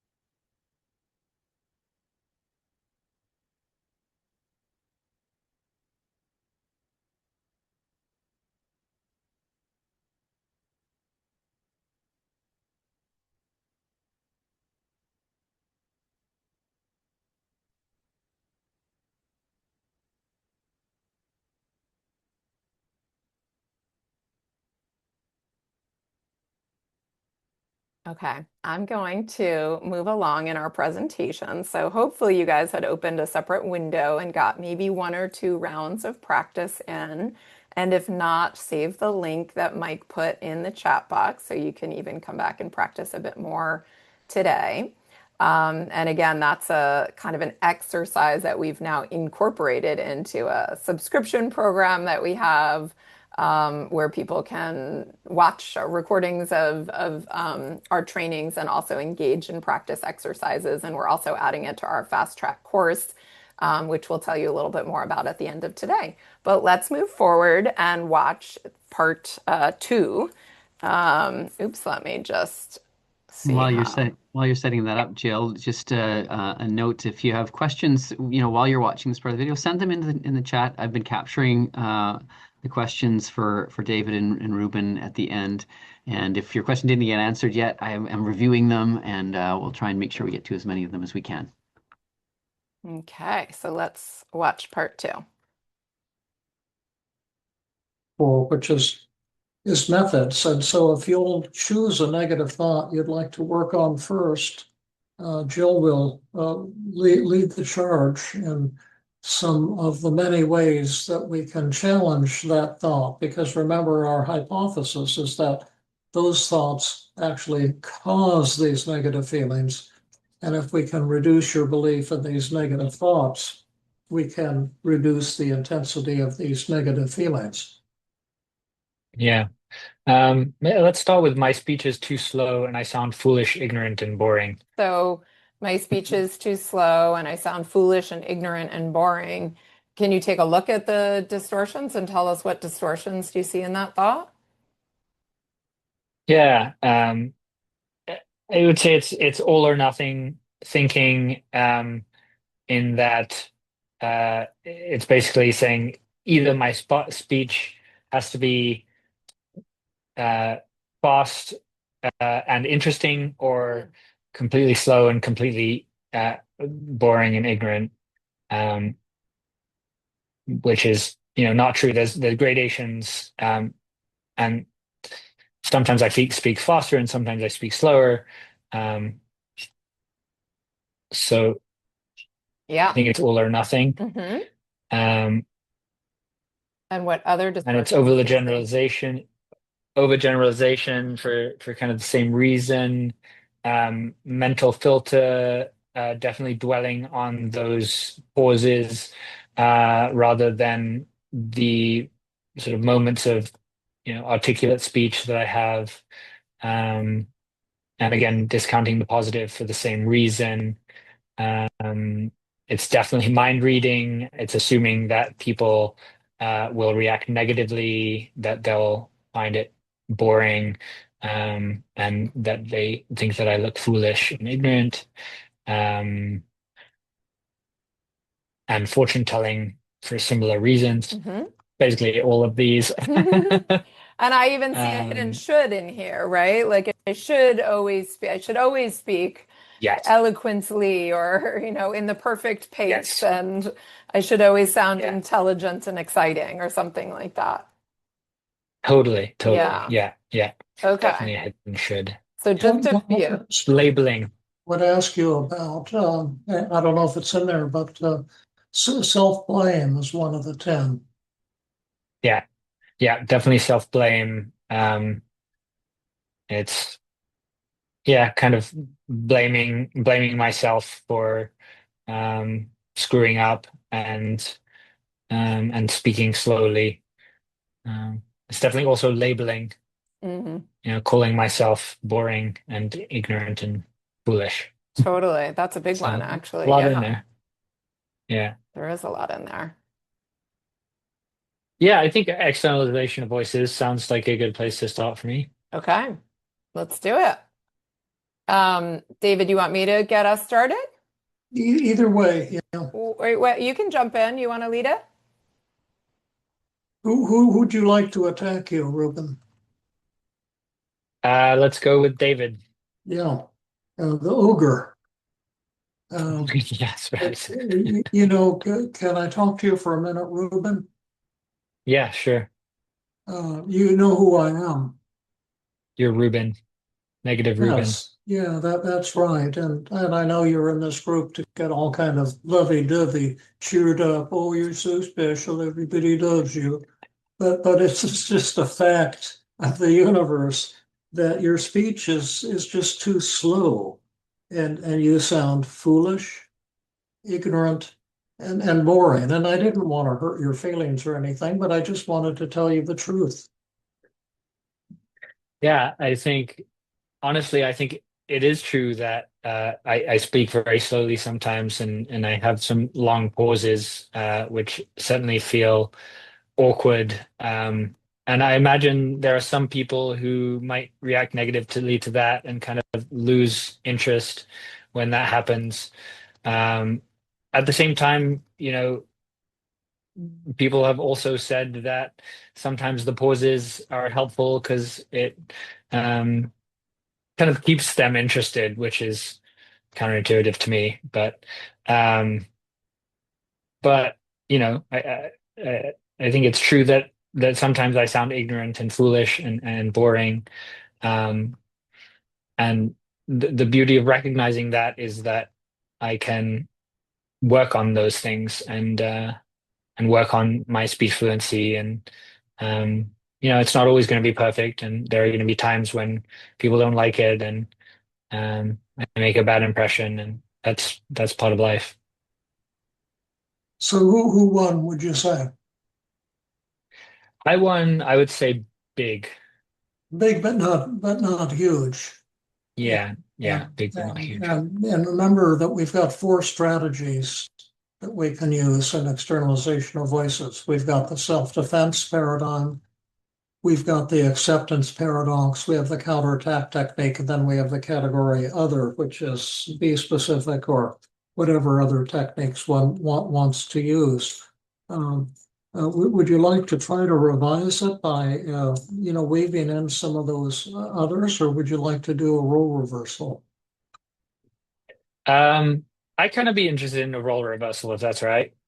And you want to do it with David or with Jill? Ooh. Let's keep it with David for now, and then Can you next time. hear me? Okay, okay, yeah, sock it to me. I'm Yes, gonna, David. So now Ruben is going to Um, play the role of his negative voice, and David is going to play the role of positive Ruben. yeah. Yeah. okay.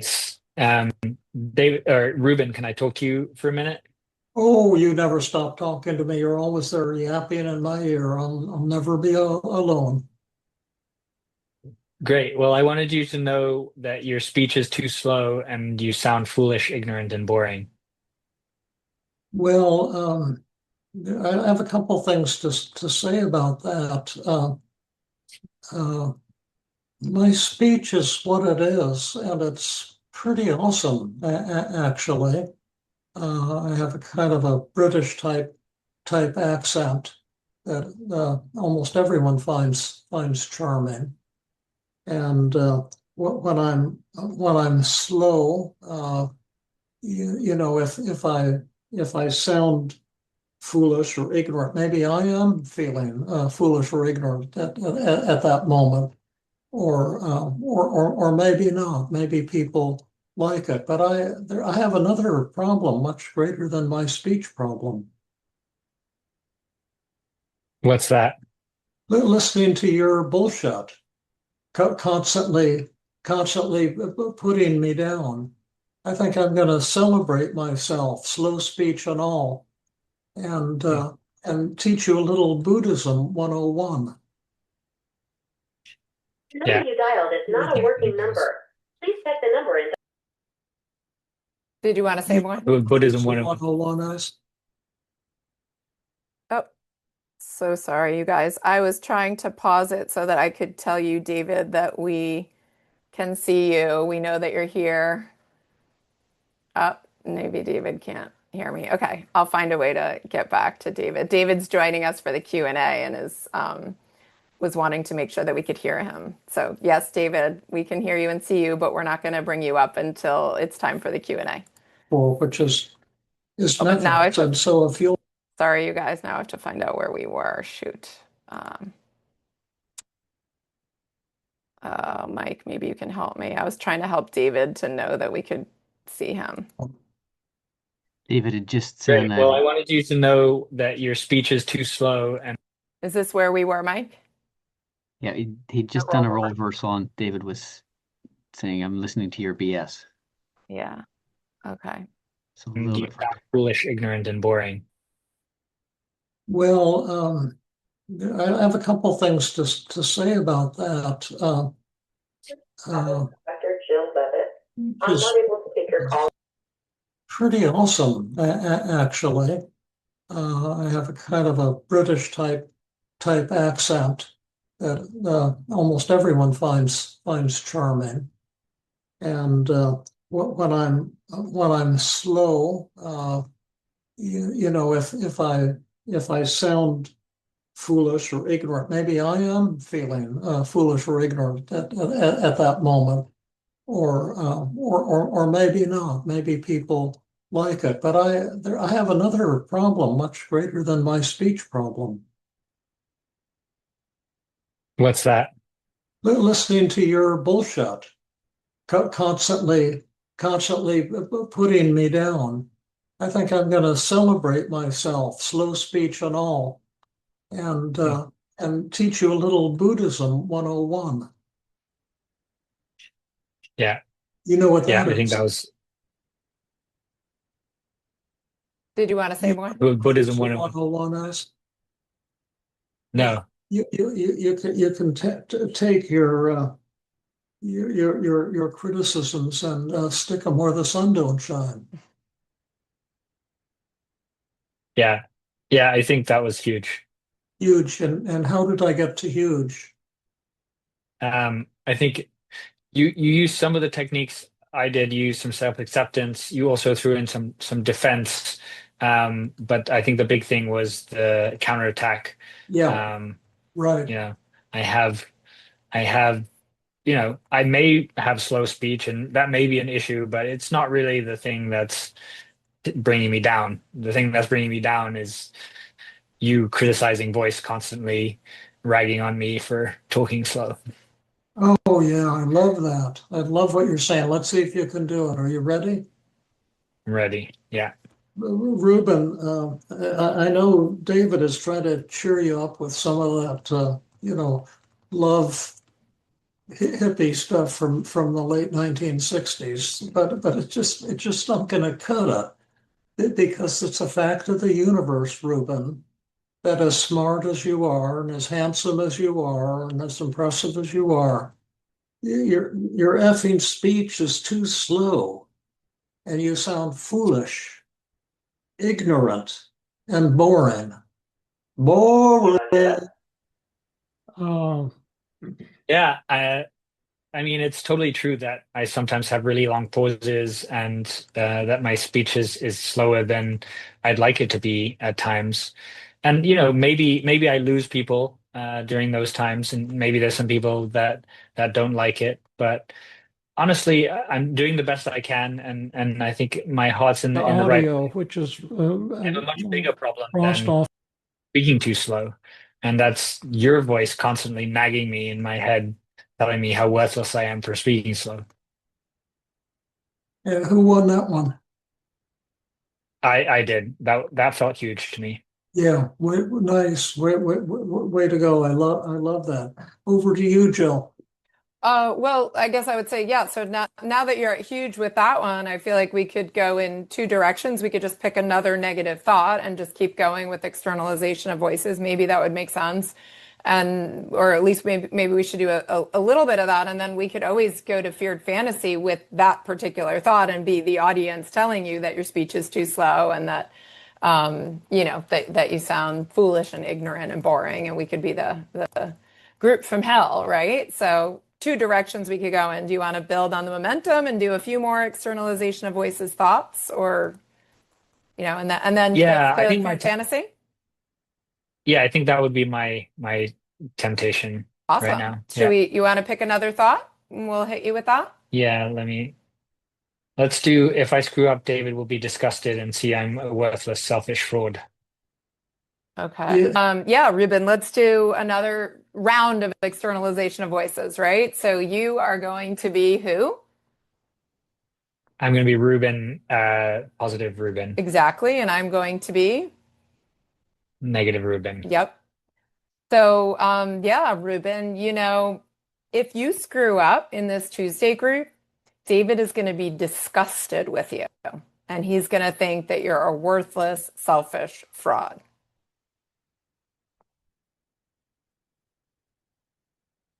Yeah.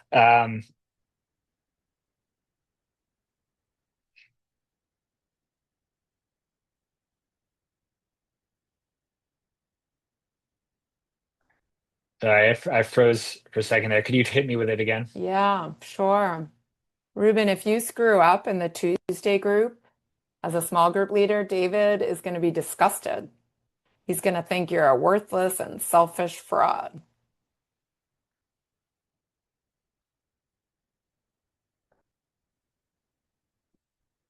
You know what? David can think whatever he wants to think. And uh, first of all, and second of all,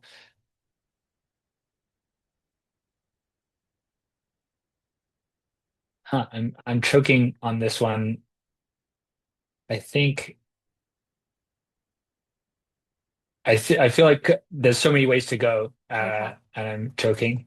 Do Maybe, you want to pick one? I mean, if you're choking because there's so many ways to go, then just try one way. Simplify it. Or if you'd like to do a role reversal, I'd be happy to do that too. yeah. Okay.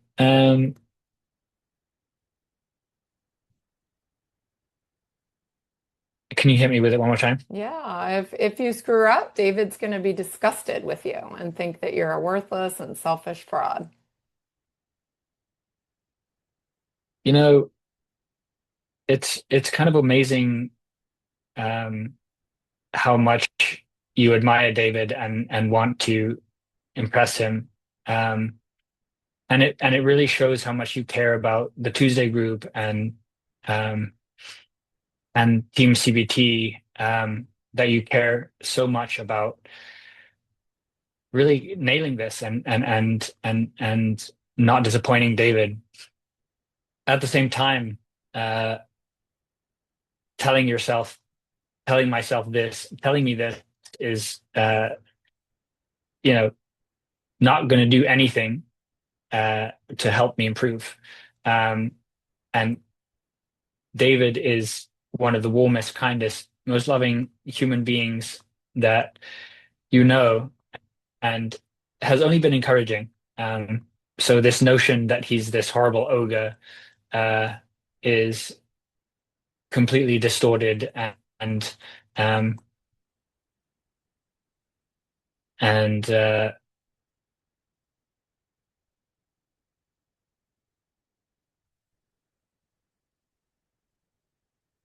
yeah. Okay. Okay. I won the sentiments. I was winning big. I I got a little anxious again, Mm, and was kind of having trouble finding words. yeah. So you said it's amazing how much I admire David and want to impress him and how much I care about the Tuesday group and Team CBT, just how I'm nailing this, not disappointing David, but telling me this is not going to help me improve. So that was again almost like a counter attack, but not a very spunky one. Right. And then Yeah. but then you also said and basically you were like, this just isn't true. David is one of the warmest, kindest, most loving people you know. And so this notion of him as an ogre is completely distorted. So that was, kind of like a defense, if you will, like this is not true. Do you want to, I invite two different things. Do you want to talk about where you're feeling stuck right now? Is there something in here that it feels hard to challenge? Do you want to just do a role reversal? I have some thoughts. Or a feared fantasy that you were suggesting a few Or a minutes feared ago. fantasy. Yeah. I think it would help. I'm having the sort of anxiety heat. Yeah. Um, and so I think in a way maybe what's coming up is maybe now that I'm doing externalization of voices, there's a kind of a performative aspect to it as well. And Like, am I doing it there are some right? thought.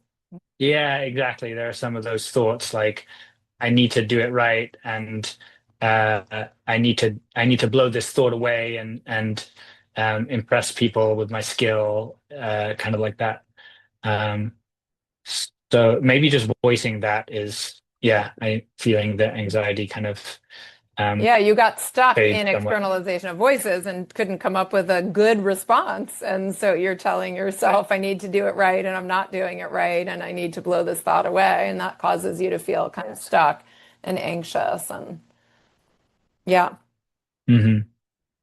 Oh yeah, and that's helpful. That was such a nice example of dropping back to empathy, and I feel like yeah, Mm. that's exactly what I feel like I needed in that moment. So thanks for that Oh, that I thought it demo. was a beautiful example of Yeah. self-disclosure, just realizing that for you, Mm. that here's what's coming up for me in this moment. I'm feeling really stuck and telling myself that I need to be doing this just right. That feels like it's getting in the way. So do you want to Okay. you want to do one more round of it, or do you want to do a role reversal with me, or should we will Yeah, move to fear and fantasy too, but let's try a role reversal if that's all right. okay. You want to hit Jill or David? Sorry, I mean, in the Um, role of you're going to be the yeah. negative Ruben, and I'll be positive Ruben, or David will be positive Ruben. Okay, I'll hit Jill. Okay. Um, Ruben, if you screw up, David will be disgusted and see that you're a worthless, selfish fraud. Oh, I think I will screw up from time to time. I'm not going to do things perfectly as a small group leader. In fact, that's why I collect feedback. I expect that I'm going to make plenty of mistakes, and I'm hoping to make them here and learn and grow and yeah, learn how to do each and everything, even just a little bit better every time. And I mean, if David, as the leader of this kind of beautiful consultation group, is disgusted with me, that says more about David than it does about me. So I don't think David's going to be disgusted with me. It's not the kind of person he is, it's not the way he communicates. But again, if someone that I were trying to do something, trying to put myself out there with, whether it was David or anything else, decided that they were disgusted with me and that I was worthless and selfish because I made errors, then I don't think they would be my guru anymore. And I think I want to be in an environment where people support making errors and mistakes, and I want to support myself in making errors and mistakes too. Yeah, yeah, that Who was did huge. that? Okay. You did. And how did I win it? Um, I really liked that you flipped it around to I hope I screw up. That's why I collect feedback. I'm the Mm. whole reason why I'm, a small group leader in training is so that I can learn exactly from my mistakes. Um, and so honestly, the more mistakes I make, the better. And uh, and that's also the mentality that David keeps enthusiastically putting forward is that we have to be comfortable with failure and honestly the more I fail in front of David the better because he can then give me more specific feedback and the better of a therapist that I'll become. Um, so yeah, the more I can fail, the better. And the more I fail, the less, the more vulnerable I am, and the less I will appear a fraud, in fact. Mm, I love that. We kind of did a role reversal without meaning to. I was just asking, Yeah, how did I yeah, win? But sorry. then you kind of embodied it and made it even better. But I loved what you said. The more I fail in front of David, the better, because the more I can learn. And then the more I fail in front of others, the more vulnerable I am. And that's also a positive. Hmm. And Yeah. also, the less selfish I am, Oh, yeah. uh, giving people opportunities to learn from my mistakes. Oh, I love that too. That's beautiful. Are you ready to jump into the group from hell? Yeah, let's do it. and meet the David from hell. Yes. This is the Yeah. feared fantasy, just telling the audience. Yeah. And so, what are you afraid that David's going to be thinking about you at the end of, say, this group or some group? That I'm incompetent and worthless and should find another profession. Um, that I have no business being a small group leader. You're going too fast. Sorry, yeah. You're incompetent and worthless. You should find a new profession. Yeah. You should Have not be a small group leader. Yeah, yeah. And what else? Um, you don't deserve to be here. Okay. Now, would you like to start out as the David from hell or as Ruben? I think I'll start out as Ruben. Yeah, and you want me to be the David from hell? Yeah. Yeah. Well, Ruben, you were said that you wanted my feedback, how you did in today's group. hmm Yes, please. Yeah. Well, and you want me to be real honest with you, right? Yeah, as honest as you can be, please. Yeah. Well, the most honest thing I can say is you're incompetent and you're a worthless human being. Those two things. Those are just the starters. Mm. Can you be a little bit more specific? Is there a certain thing that I did that you didn't like that sort of displayed my incompetence and worthlessness? Well, you had a long pause at one point during the group. I think you were anxious. Yeah, yeah. The pauses, I'm sure there are people who get exhausted with the pauses. Um, but uh, I think if there are people who are that distraught by the pauses, then maybe I should be in a different group. Okay, who won? I did. Big or small? Big, big. Big or huge? I think it was huge. I think it was huge. Huge. Yeah. And how Yeah. did you get to huge? Um, so I think be specific was really helpful because the sort of incompetence and worthlessness loses all meaning. And kind of keeping in mind what we said before about how helpful it is to fail, uh, you know, that made me excited to hear the specifics. And Yeah, then right. when the specifics was you pause for too long, I just realized the ridiculousness of that. Yeah, Yeah. we're And in a non-pausing group here. We don't really want you in our in our group if you pause, you know. We have a time limit yeah. actually on pauses. Can you see now, Ruben, that the emperor has no clothes? Yeah, totally. Uh, Totally. Yeah. is that exciting for you to see? It's really exciting. It's very cool. Yeah, yeah. Yeah. Feels like a weight has lifted for Are sure. you having a moment of enlightenment? Yeah, definitely. Definitely. Yeah, Feel a lot lighter. that is so. Is there anything else here that Jill or I could hit you with? Any negative thought or any feared fantasy thing that we could say to you that would be upsetting to you? We're looking to blow this system Mhm. out of the water Yeah. completely, and not just to be feeling a little less anxious or a little less inadequate or whatever. Yeah, let's go with I'm wasting people's time. Okay, and do you want me to be Ruben, and you can be are you the group Yeah. member from hell or what? Who are I'll be you? the group member from Hill. I'll be the Oh, group okay. member from hell. Yeah. Sanka to me. Yeah. Uh, so David, No, why do you Ruben. David, come? my name, David. Oh, sorry. Yes, right. Ruben. Ruben, why do you even come here? You're just wasting people's time with your pauses. Oh, okay.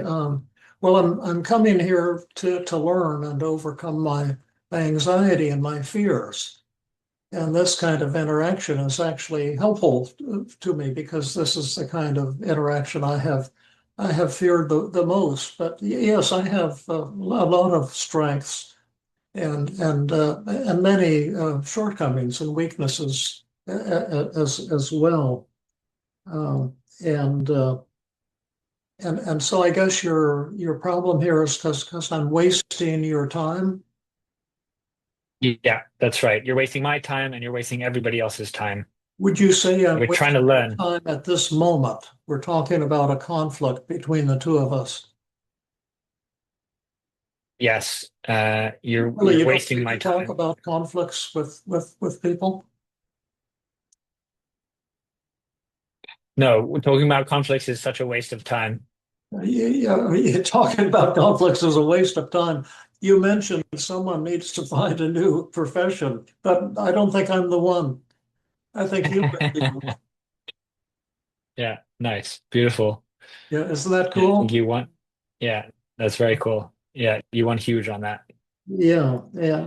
Uh, Are could, there any others of could, these that also try a very yes, different angle please. with the same one, even just around more be specific? Will you hit me with that one too, Ruben? You can be the group member from hell. Yeah. Yes. Ruben, you're just wasting people's time whenever you come to group. Got it. You were looking for someone who talked faster. Was that the problem, or exactly? Yeah, just share with me what were you looking for in a small group leader, or why do you feel like I'm wasting your time?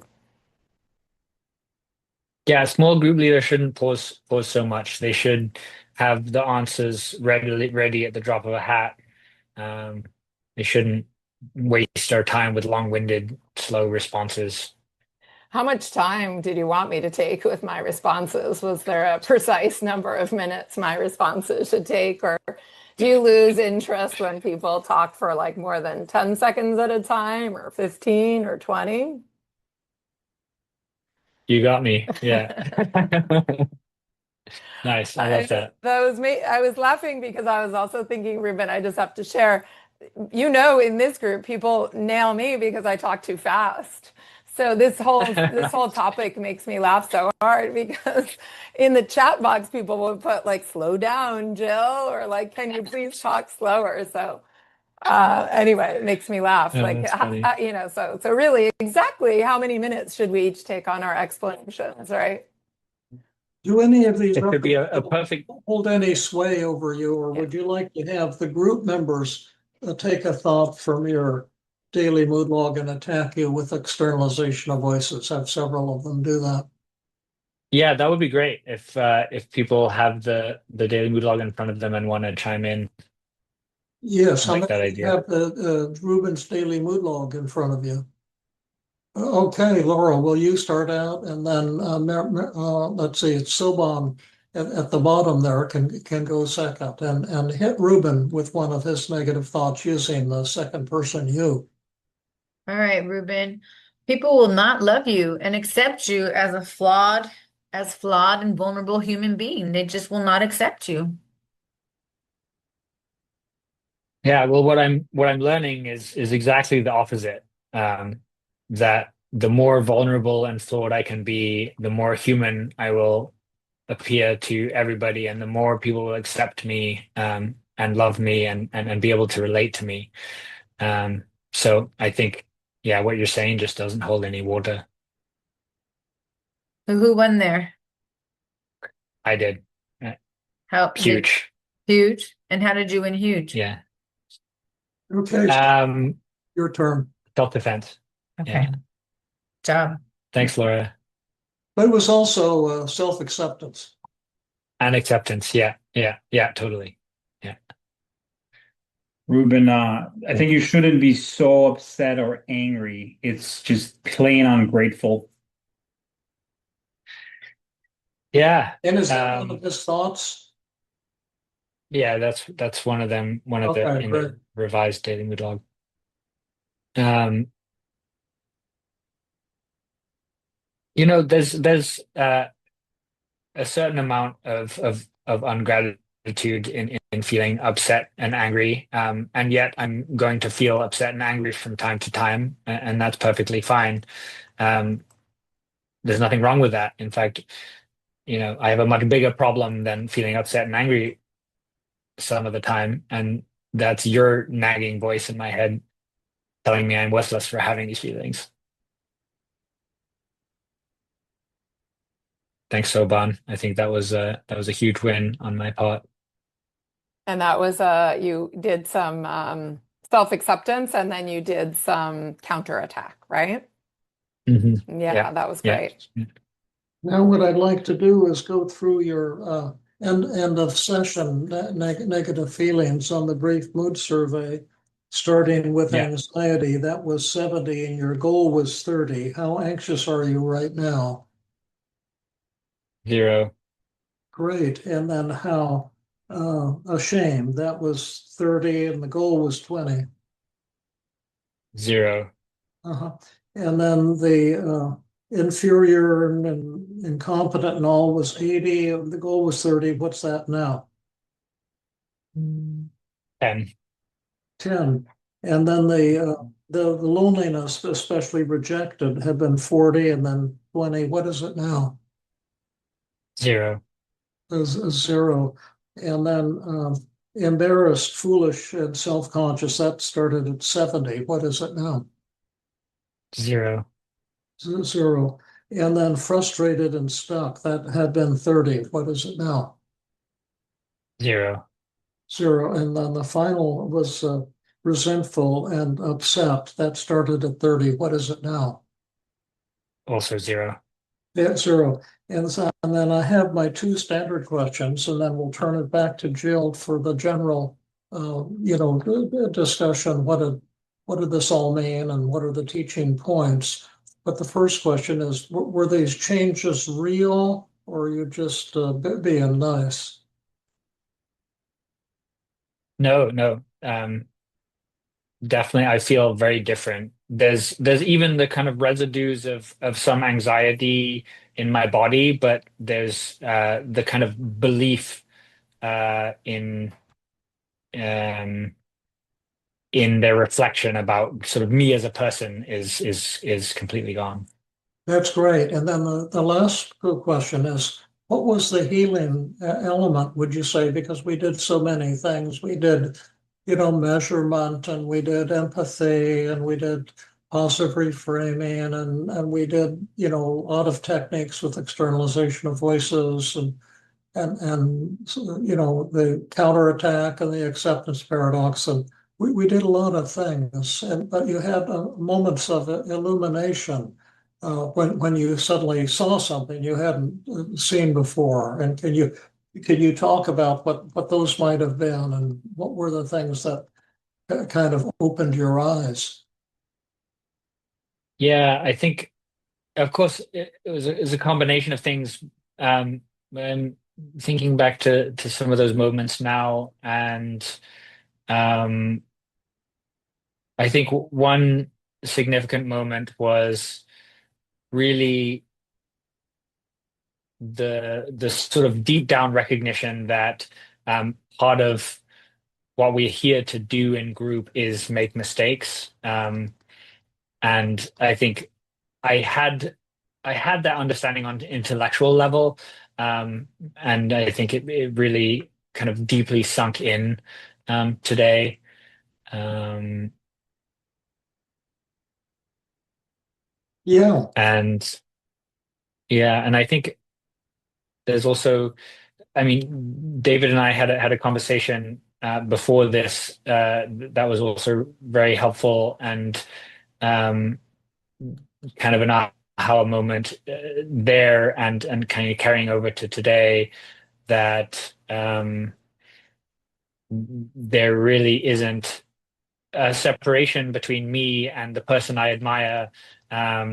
That sort of in being so afraid of that person. I kind of both make that person into a monster and uh, myself into a sort of nothing, and both of those kind of views are equally distorted, and we're all part of a sort of a greater web that that there really isn't uh, any separation, and without that separation, a lot of these sort of thoughts and feelings kind of melt away. Well, and And then I there think was so that yeah, point is also that when we are so self-conscious and so anxious and so convinced that others are looking down on us, we're also thinking something pretty terrible about the other person, right? Like to think that David or Jill or someone else in the group would be so essentially critical and harsh and judgmental, it doesn't make them look too very good either, right? So in putting yourself down in your mind, you're also kind of putting the other person down too. yeah, Kind of, it yeah, hurts you, yeah, it hurts us too, right? I think, is that right, yeah. David? Am I capturing what you're Yeah, saying as well? absolutely. And Yeah. that's where life exists for, which is, Okay, let me just move to the next slide and then let me welcome David and Ruben onto the screen. So just give me one moment to pull all of us here. I have to add And as you're David. doing that, Jill, I've been capturing a lot of the fantastic questions. And David, can you hear us okay there? And maybe just check. yeah. Yeah, you're coming through beautifully. Right. And we've got Ruben here, and so grateful for you to join us. It's always it's an honor, right, really, to have you here. And we've been watching your magic at work, and glad you could join us for some questions. Well, I'm really happy to be here. And We said lots of great things about you earlier in the workshop, David, and then we paused the first half and got lots of great questions from people about kind of the TEA, and then we just shared with them the M. So, the one Should thing we that dive I in with? wanted to Okay, mention yeah. is go ahead. that uh, if you're attending this workshop and wanting to improve your therapy skills, it might have seemed complicated what we were doing there because I was actually watching it uh, uh, uh, since it was pre-recorded and so you might need to be helped to learn how to actually use these tools. And because something pretty amazing happened just in the last few minutes that's very similar to what the Buddha called enlightenment. It's when you suddenly see that the thing that you feared the most is a bunch of nonsense. And on the other hand, you might have been watching the program unfold and say, and think, oh, that's really easy. I can do that. And then when you try to do it, you won't be able to. And so that's why the Feeling Good Institute, under Mike's direction and Jill's direction, have created this, phenomenal ongoing program. And the neat thing about it is that you practice techniques in role play in real time and get feedback in real time. And if you're brave enough to do that and to take that ongoing class, that's a way to really learn this stuff so you can begin to use it and observe the same kinds of rapid healing miracles that we've been enjoying so much in our clinical work. Thanks, David. It's true, you make it look easy. Yeah, it's one of the I things as I was reviewing the video. It's a little bit like watching a conductor with an orchestra. And the conductor knows how to play all the instruments and knows exactly what's just right at the right time. And so there's a lot of learning for all of us. And grateful to you, David, for gifting us with the ability to learn these things. Should we dive into some questions, Jill, or is there anything else you wanted to Yeah. touch on before? The only other teaching point I wanted to make, but let's do questions for sure. I put this in the chat box at some point, but there was a moment in time where Ruben went from really struggling to laughing so hard. And I put a note here. Just we talk about this idea, David, of like, the moment that your thoughts seem untrue is this kind of moment of enlightenment, but literally you saw it on screen, right? And it was during, I think, that feared fantasy with David. So anyway, just to highlight that. Yeah, and Yeah. our colleague Mark Noble, who's a big fan of TEAM-CBT, he's kind of a neuroscientist, Stanford trained, but he's at University of Rochester. And he has this, I'm sure you guys didn't say it earlier, No. but it's the caveman story that, because a lot of mental health professionals think that recovery can't happen rapidly. And when you saw there was recovery happening in a flash, in a 15 to 20 second, is what happened there when you suddenly saw something you hadn't seen. And he talks about a caveman, and it's evening, and he's standing there, and he suddenly hears a twig snap behind him, and then he has the thought, "Oh my God, what if that's a tiger?" And he panics. And that's a good analogy for anxiety. Only thoughts can create anxiety and negative emotions. And then he suddenly turns and jerks around and looks, and he sees that it was his wife who happened to step on a twig, and his anxiety instantly disappears. And his point there is that the brain has been set up from evolution, from early, 50 million years ago, to cause super high speed changes in our negative emotions, creating them and making them disappear. And that's really what an awful lot of TEAM-CBT is about, is leading the patient to suddenly see something that they'd never seen before, and to experience it at the gut level rather than just have a lot of words about it. And I think that was kind of what you were experiencing and verbalizing so beautifully, Ruben.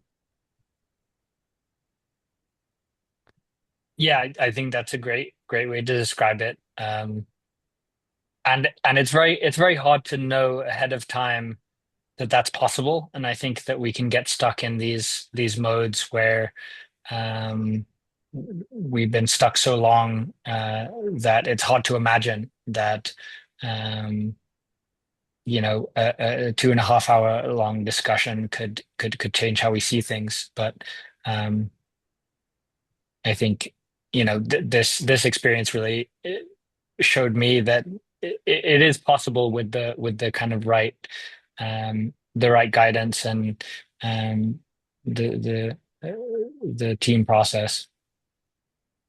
Yeah, absolutely. And what we're bringing people to is the state of enlightenment. And then the Buddha said 2,500 years ago that enlightenment is a temporary state, that no one's entitled to be happy all the time. And so, Ruben, you will drift back into that fear of disapproval and thinking some authority figure, if that person criticizes me, that means I'm a nothing, and so forth. And those thoughts are guaranteed 100% to come back throughout your entire life. And patients have to know that once they've had this, enlightenment recovery experience, because it feels so good and everything is so crystal clear. You think, oh my God, I'm going to feel this way forever. And that's why the relapse prevention training is so important, to prepare the patient that these thoughts will come back. But the key is you now have a method that works for you, that allows you to defeat these thoughts whenever they come creeping back into your conscious awareness and try to make your life miserable again. I love that. I wonder, Mike, I know Yeah. you probably have been collecting lots of questions. Do you want to share a few with us? But one of the questions we got was about relapse, David. So that was an awesome answer. Yeah, I love hearing David just kind of roll with it because he's actually answering some of the questions Mhm. automatically. It's like he's got this ninja sense of what people are looking for. The one question was in that line, somebody who's done some work with this and been able to defeat some of the positive or the negative thoughts and come up with positive thoughts, but then the negative thoughts kind of pop up, in different ways, and he feels like he's kind of playing ping pong back and forth with them. And is there specific methods to use to kind of, address those negative thoughts that keep popping up despite being able to address, some of them in the moment. And I was thinking about relapse preparation as one of them. You use those same techniques that worked the first time, but also self-defeating beliefs. And I know, David, you and Jill have done a workshop on those as well that I think we have available as a CE credit option. Um, One question that came up was, what if a client agrees with the benefits of some of their thoughts and feeling, but does not feel it at a gut level, but this is sort of more cognitive? In the positive reframing stage is, what do we do if they're kind of saying, yeah, that's a benefit, but it's not really connecting deeply with them? Well, I'll give a real quick answer. Maybe Jill can give a little longer, more informative answer. But anytime the relationship is breaking down and not working, I always revert back to empathy and hear what the patient has to say rather than problem solving. And just do a great job of listening and say, "Gosh, I feel kind of like we're not connecting well, and I think it's kind of my fault." And tell me where I'm missing the boat and how you're feeling right now. So that's called the Buddha had a name for this technique because he named a lot of the team CBT techniques 2,500 years ago. He wrote a little booklet on it, and he called this technique turning your lemons into lemonade. Yeah, and the other thought I had, David, which I like your answer better, was just from a methods perspective. Oftentimes, when David does positive reframing, you hear him say, "Is that true?" And then, "Is that powerful?" And I do think sometimes, David, the And is pause, that important? yeah, is that Yeah. important? Sorry, that instead of is that powerful, is that important? And so it's sort of the pause that, not just writing it down, but kind of like really engaging with the patient around those positives and pausing and asking, is that true? Is that really true of you? And is that important? I think that kind of brings some of this cerebral stuff to a more emotional level. hmm That answers one of the other questions, which is, do you fall back to empathy? And we saw that actually happen numerous times in the demonstration. So thanks for Yeah. that. Um, One other, and I know we only have time for probably one or two. During the feared fantasy, David, the person Ruben is anxious about. Oh, in this case, David was the person that Ruben was anxious about, and I had a deja vu because I did the same thing with David back in Red Deer a number of years ago. So it just felt like, oh yeah, there's David from hell. He's so good at it. And yet it's so opposite of who he is. Um, is here we do the role reversals with him, but what about cases where the patient can't interact with the people involved in their anxiety during the session? Like if it's not actually David or Jill or other people that are there, how do we set that up if they're talking about somebody else that's the kind of feared judgmental person? Well, Jill, you're the world's top expert in how to set things up, so I'll let you take this question. Well, yeah, no, I mean, David, the question is really like in the feared fantasy, it was kind of nice because the person that Ruben was afraid of was David, right? So you were playing the David from hell.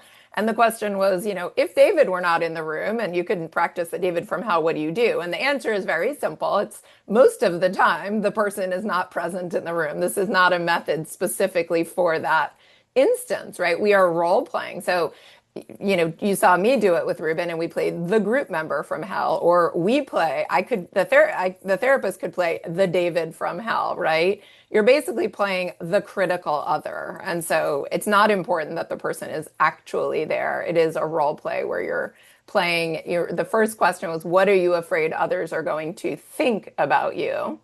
And then we're playing the role of that other person, getting up in the person's face and saying it. Perfect. Yeah, excellent. Well, Jill, I'm looking at our time, and I know we've got a We few let's housekeeping do things yeah, no, let's do to one do. more, and then yeah, we still have questions for one Okay, more, and we just need like 2 minutes at the end to wrap up. great. Somebody in the chat has asked, how frequently do we collect feedback during the empathy and agenda setting phases? I know we do the testing before and after every session as getting feedback, but when we check in on that feedback, what grade are we getting? How often do we do that? And is there times when we need to check in with that? Well, I know that when Jill and I are doing therapy, co-therapy, our main thing is at the end of empathy, we ask for 3 grades. What is my grade on thought empathy? What's my grade on feeling empathy? What's my grade on providing warmth and acceptance, and safety and trust? And if the person gives you even an A minus on one of those ratings, that's a failing grade, and that's what we're hoping for, because all the learning comes through failure. But if you set that up like that, and then the person says, "Oh well, you did good on these two, but on blah blah blah, you got a B plus," then I'd say, let's talk about that. I'm missing the boat a little bit, and this is really important. And then you get on the page with them. You've established the precedent of getting on the same page with your patient. And then after that, if you sense during the session that tension has come into the relationship, that's when you can use changing the focus, and once again find out from the patient what's going on. And that's where you need to be sensitive as a human being to be a good therapist. You have to be able to tune in to how other people are feeling. And then you also have to have courage, because a lot of therapists tune in to how others are feeling, but freak out of fear because they're afraid to talk to their patients about the tension in the room. And so those are the 2 skills. And then clearly, when you look at your end of therapy empathy ratings, if it's anything under a 20, which is a perfect score, a 19 is a failing grade. And again, we're hoping for failure, because it means you missed something that the patient was feeling. And so bring it to conscious awareness and talk about it. I would say that feedback is the most important component of TEAM-CBT, and it's also the one that therapists probably fear the most, because if you really use our system, you're going to have to get used to a lot of criticism from your patients and a lot of failing grades, and get used to taking those pitches and hitting the ball out of the park. Yeah, that was great. And we did spend some time definitely to honor your vision around testing this morning. I wanted to make one quick teaching point or response to a question, and then we will do the sort of wrap up. But that is that someone has asked in the chat a few times about what about external pressures or realities of a person's life, people who are oppressed or really do have an extremely critical family or something like that. And this kind of comes back again to empathy and agenda setting. The quickest way I can answer this question is, of course, that's super important. And we're not trying to tell patients that their thoughts are distorted if they are not, in fact, distorted. So it has to do with supporting the patient, empathizing, and then asking the patient what it is that they would want help with. Let's imagine they do have a highly critical family member or boss, or they're living in an environment that is dangerous, right? We're looking at which part of your reaction to that would you want to change, right? Given the reality of your situation, which we're happy to honor, you're suffering. And so is there part of your suffering that you would want my help with? And then together we're figuring out which of your thoughts are actually distorted. I hope that addresses that just a little bit. It's a Thanks, Jill. critically important point because as a therapist, you have to kind of talk out of both sides of your mouth. Right. Because during the empathy phase, you're saying, you're right. It sounds like your environment is really sucky and you're angry and upset, and I want to hear all about that. And you're not going to try to cheer them up or argue with them. But then once you've got an agenda, then you can help them challenge distorted thoughts or change the way they communicate with the critical people in their life. I will now shut up. I quickly changed I want to make sure therapists know how to get their CEs. So if you paid for your CEs today, you'll get an email from us with a CE survey that you need to complete, and you'll get your CE certificate within a week. And then also just wanted to again say welcome to those of you who are beginning the fast track course with us. And if you have not yet joined us for the fast track course, we totally still welcome you. We would love you to join us and to learn more with us. And you can go to fasttrackcbt.com. And Mike also entered the link in the chat box. And this would just be a way to really learn all of the kind of awesome skills that David has shared with us and that you've gotten to see today. And so we do hope that you'll join us in this training or in another future training to really master these kind of incredible skills. And then I do just want to do a final thank you to everyone, but especially to Ruben, our brave volunteer.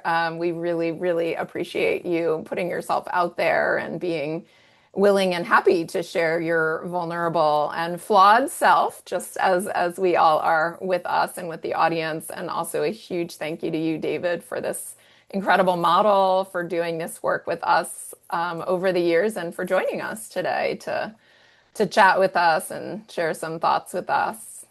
And of course, thanks to Mike, my co-host and partner in crime here today. Well done, Jill. Thank you, everyone. Have a great Thanks, day. everyone. Hope to Thank see you you. We again. love you all. Thank I love you you. all at any rate. Love you too, David. We do. We all love you all. Thanks so much. Take care, everybody.